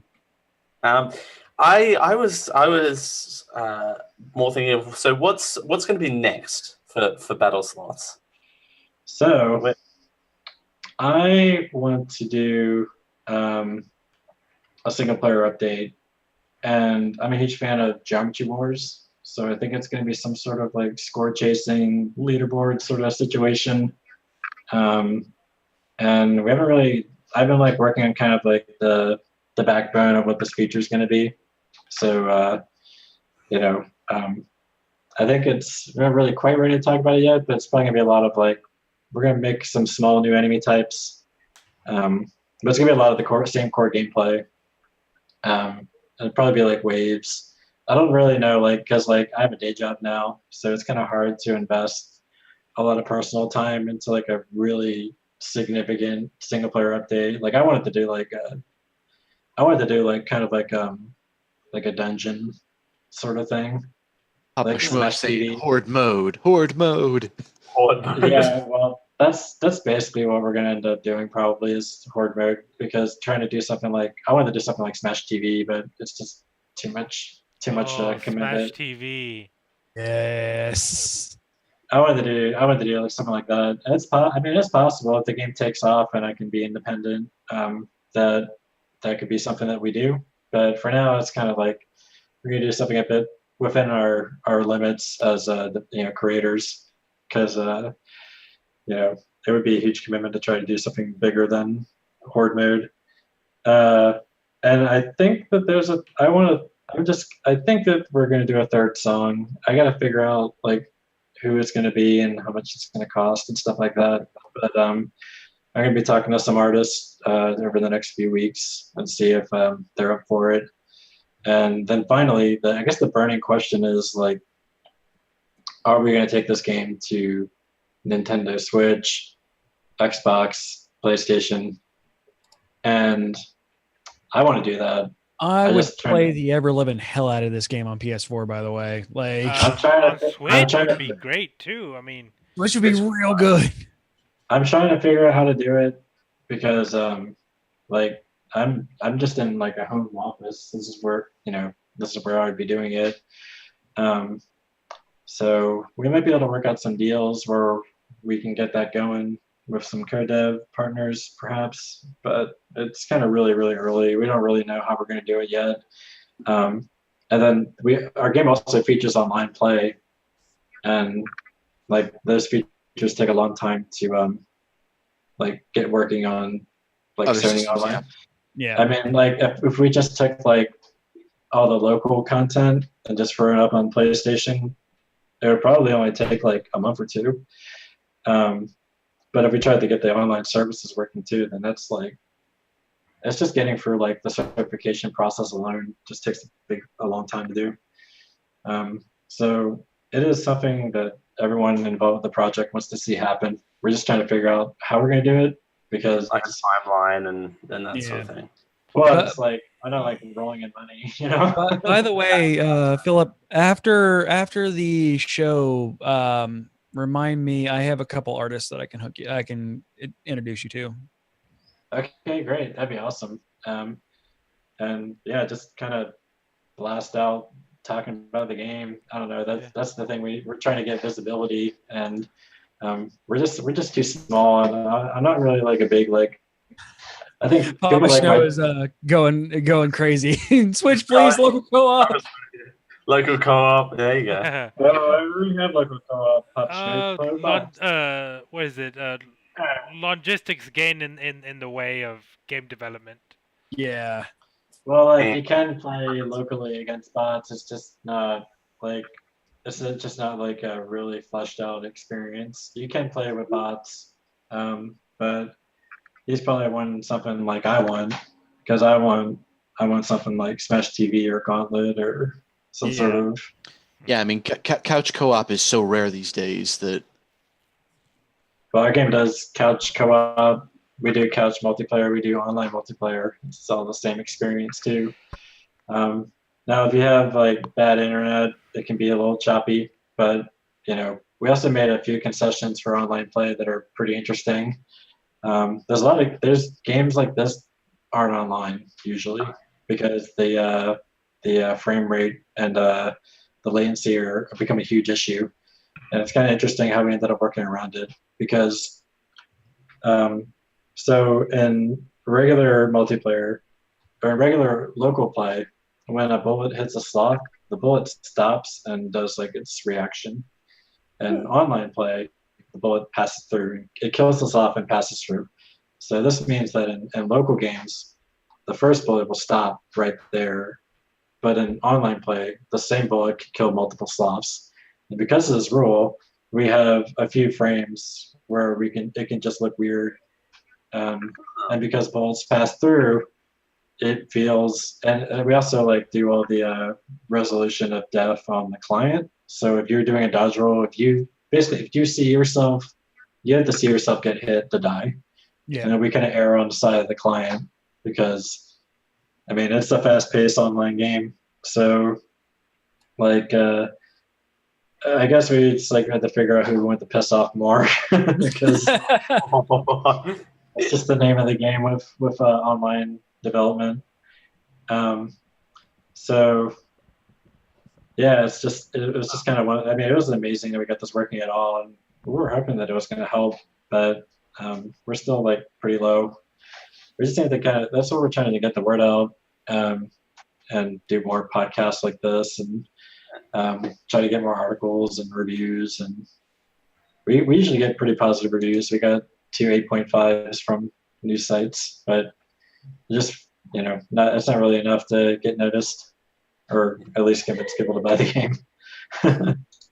It's rough. All right. Yeah, the struggle is that's in real. life, I guess.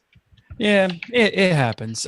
So let's go ahead and wrap up here. We're heading on 2 hours. So We are heading on 2 hours, but that was amazing to just Yeah. kind of dig behind what happens. I thoroughly enjoyed that. I mean, I told you guys more of the real story than I usually do because at this point in my career, like the boss that hired me, he like knew all this stuff.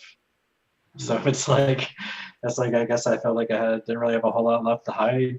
I guess I felt a little guarded about that time in my life because it was it was really painful and kind of had to like transcend a lot of stuff to kind of get this game out and stuff. So last thing I want is having that kind of thing get in the way of like finding a regular job.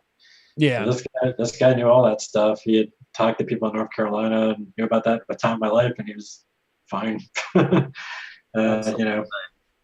it's kind of like I'm really happy that I got to kind of like stand on my own 2 feet with kind of my own merits and kind of let some of those things be in the past and kind of move forward as a developer.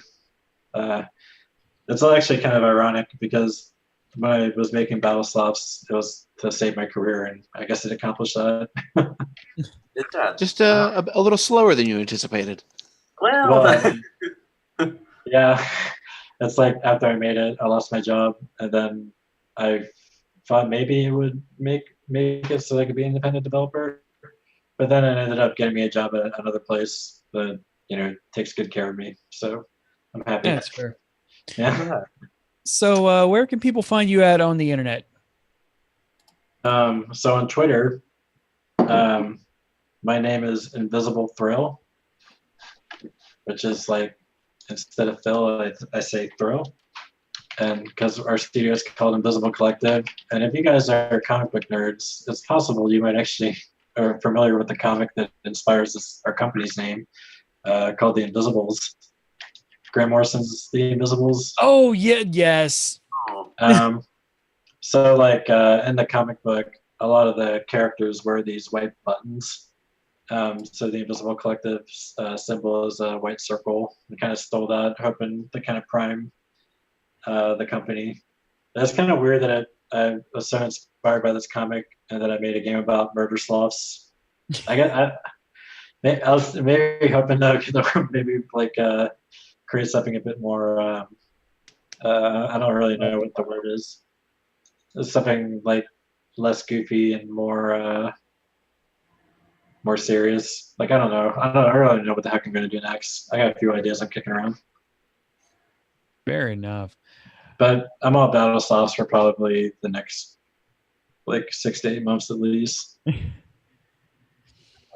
Oh, right. If you want to listen to us, you can do so live Thursdays at 10 p.m. Eastern, 7 p.m. Pacific, Fridays at 12 p.m. Australian Eastern Standard Time at twitch.tv/GeekIO Show. If you want to give us an email, if you want to get a hold of us, you can at geekioshow@gmail.com, Twitter, Facebook, both/GeekIO Show, pretty much anywhere that is social. You can do so at geek/GeekIO Show. If you want to give us a call, you can do so on our Geek Hotline, 727-489-4335. That is 727-489-GEEK.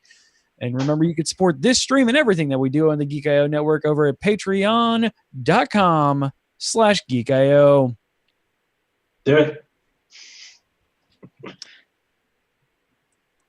Hey, Josh. Yes, sir. What do we got going on next week? Next week on the Geek IO Show. As far as we know, it's a normal show with a little bit of Dale's game show jacket in it. Yeah. Got stuff planned for the weekend after that, which will be a Halloween type rant and review. Don't know which one yet. I got to talk to the people in Slack about that one. Or the Halloween idea that no one is not recorded anywhere for, Nope. for that. We might do that. I'm making my own. I'm making a costume for Halloween right now. Actually, that's cool. Nice. Is that what's in the box? No, What's in the box? I'm actually making a new character. I've been doing a lot of improv, so I wanted to do like a new character. I didn't really have any ideas for people I wanted to be or things I wanted to be. So I was gonna make like an 8-team style like explosives expert, like someone who would be in like an 80s TV show. Nice. Or he would get Right. dangerous. Jacket. Got the half smoked cigar hanging out of their jaw. Absolutely. I was gonna make these like glasses and black out one of the lenses, and then make it like have like just like a scar, like an eye patch. There you go.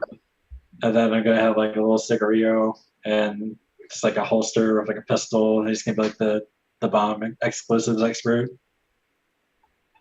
I'm excited about this costume. Sounds like an awesome Shut up! costume. Shut up! What's your cool costume idea? I didn't hear you. No, it is good. It's cool. No. I like it. An awesome I costume. wanted to make something special and new. You guys are just like, No, Yeah. no. I think I ain't anyone knocking it. that does a custom their own character has Yeah, like no, it's it's- just someone who just doesn't like, oh, I'm going to just do Iron Man this year again. Sexy taco. Those are fun too. Last year I was John McClane, and that went over really well because I have a receding hairline. Oh. So, did you go in the wife beater, the pants, and the no shoes? Oh yeah, I had like well, I didn't take my shoes off, but I did have like tons of like awesome fake blood and like kind of like grease, and that was like all over the shirt. And then I don't know, I was really proud of that costume. It looked pretty good. Yippee-ki-yay, motherfucker. All Okay, right. So, you know what else is a really cool invention? No, not this. Now it's time for the Geek IO Winter Movie Smackdown Update. How many weeks is this going to happen that I have to listen to myself do Oh, but Forever. all right. So we are officially in the game, you guys. We are off and racing with the Geek IO Winter Movie Smackdown, and the Bronies could not beat off Josh as he Thank comes- God. I Comes up bet on strong. the ponies, and I had to sell them to the glue factory just to make Dude, my what? money back. What? with Josh wrecking this weekend with 2 out of 3 movies, Blade Runner 2049 and The Mountain Between Us. Raul stars out with My Little Pony and heads back to the stables and hope that his next movie will make some more money. Entering their second week, of course, the only 3 movies that are out: Blade Runner, Mountain Between Us, and My Little Pony. Opening this week, Happy Death Day from Josh, and The Foreigner is my wild card. Josh is at first place, $3.4 million. Still pretty abysmal first place, first week showing. I'm not going to lie. Not as bad as Raul's 452,000. I'll take what I can get. Last season, I think I was on like 100K and Rachel was on like 200K. So 3.4 million is not terrible. Fair enough.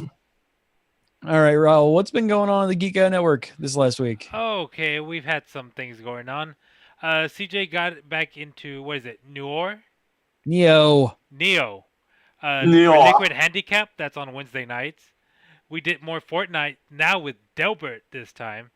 We're kind of bad at well, you guys were bad at it. You're not great. Shots fired. You are not great. Manipool figures out the smell of death and decay. Oh, not looking forward to that last file. I'm sorry. It was wine night at Generic Live Show headquarters. Dale drinks good wine and watches old episodes of the Generic Live Show. This week, Shadows of War Overwatch streams. Halloween-themed Overwatch streams. Yeah. Junkenstein's I need to get Revenge. my Dragon Symmetra. Oh my gosh, that's so great. Oh, the Cotis Zenyatta. Yes, the Cthulhu Zenyatta cultist is so good.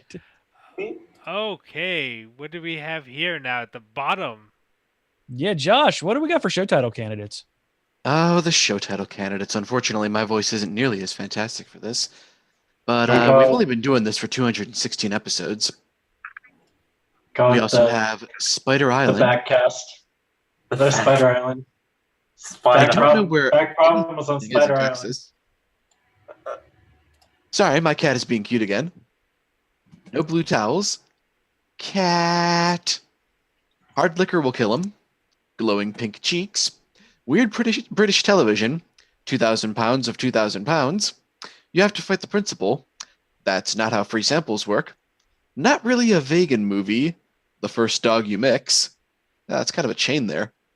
Combo breaker. The hidden dog breeding minigame. Battle Sloth Joe. I'm into IT and I rap. Dangerously fresh. We have hats now. Don't underestimate the hats. I'm a sexy taco. Sold them to the glue factory and back problems on Spider Island. I actually kind of like Dangerously Fresh. I like it a lot. I'm biased with I'm into IT and I rap. That's actually pretty good as well. We get the vote. Yeah, I got your vote in. Okay, hold on, let me look. Well, who's voting for me? You just I just put your name in there. Sorry. I would vote for back problems on Spider Island, but let me look at. I think I want to go for Dangerously Fresh though. All right. Dangerously Fresh. Show title candidate is dangerous. Show title is Dangerously Fresh. Yeah, we are. Let Dale do his thing in chat. But Phil, thank you so much for coming on, hanging out with us. I really, really appreciate it, man. This was awesome. I had a blast, and I can send more developers your way if you guys like doing that sort of thing. I absolutely love talking to Bring it on. I'm working with a whole bunch of like board game developers, getting them on the show. Like talking to devs is a huge, like, great thing for me. I love it so much. I know some board game guys too. I know the Red Raven peoples that do, was it Far and Near? Well, I know the one guy from that place. It's Above and Beyond, Near and Far. I actually haven't played this game, so I feel rude now. They're expensive, damn it. Board games. Yeah, they are. They are incredibly expensive. And that's the reason why like half of my board game shelf is games that people sent me to review because man, there's no way. I've been really digging Once Upon a Time, the competitive storytelling game. Yes, it is so good. We played a bunch of that at Gen Con. I kept going back to that game and by the time I was like, hey, I'm just gonna flat out and buy this. I'm like, we sold out. I'm like, damn it. Yeah, I love those kind of like Dinkelberg. Those kind of games that are about the players just kind of being creative Yes. instead of just like kind of like following the rules and picking from the confines of the game. So Absolutely. all All right, right. guys. We will see you right back here next week. And before then, we'll see you Everywhere. Namaste. Namaste, Dale. definitely Sunday for some Overwatch. I might do some streaming between here and there. But thanks, guys. We'll see you next week. Bye. Good night.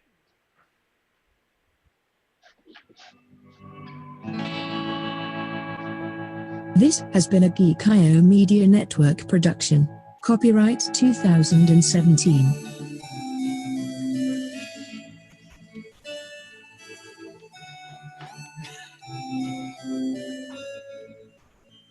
Dale? Good dance, Dale. I got yelled at for not doing this last time.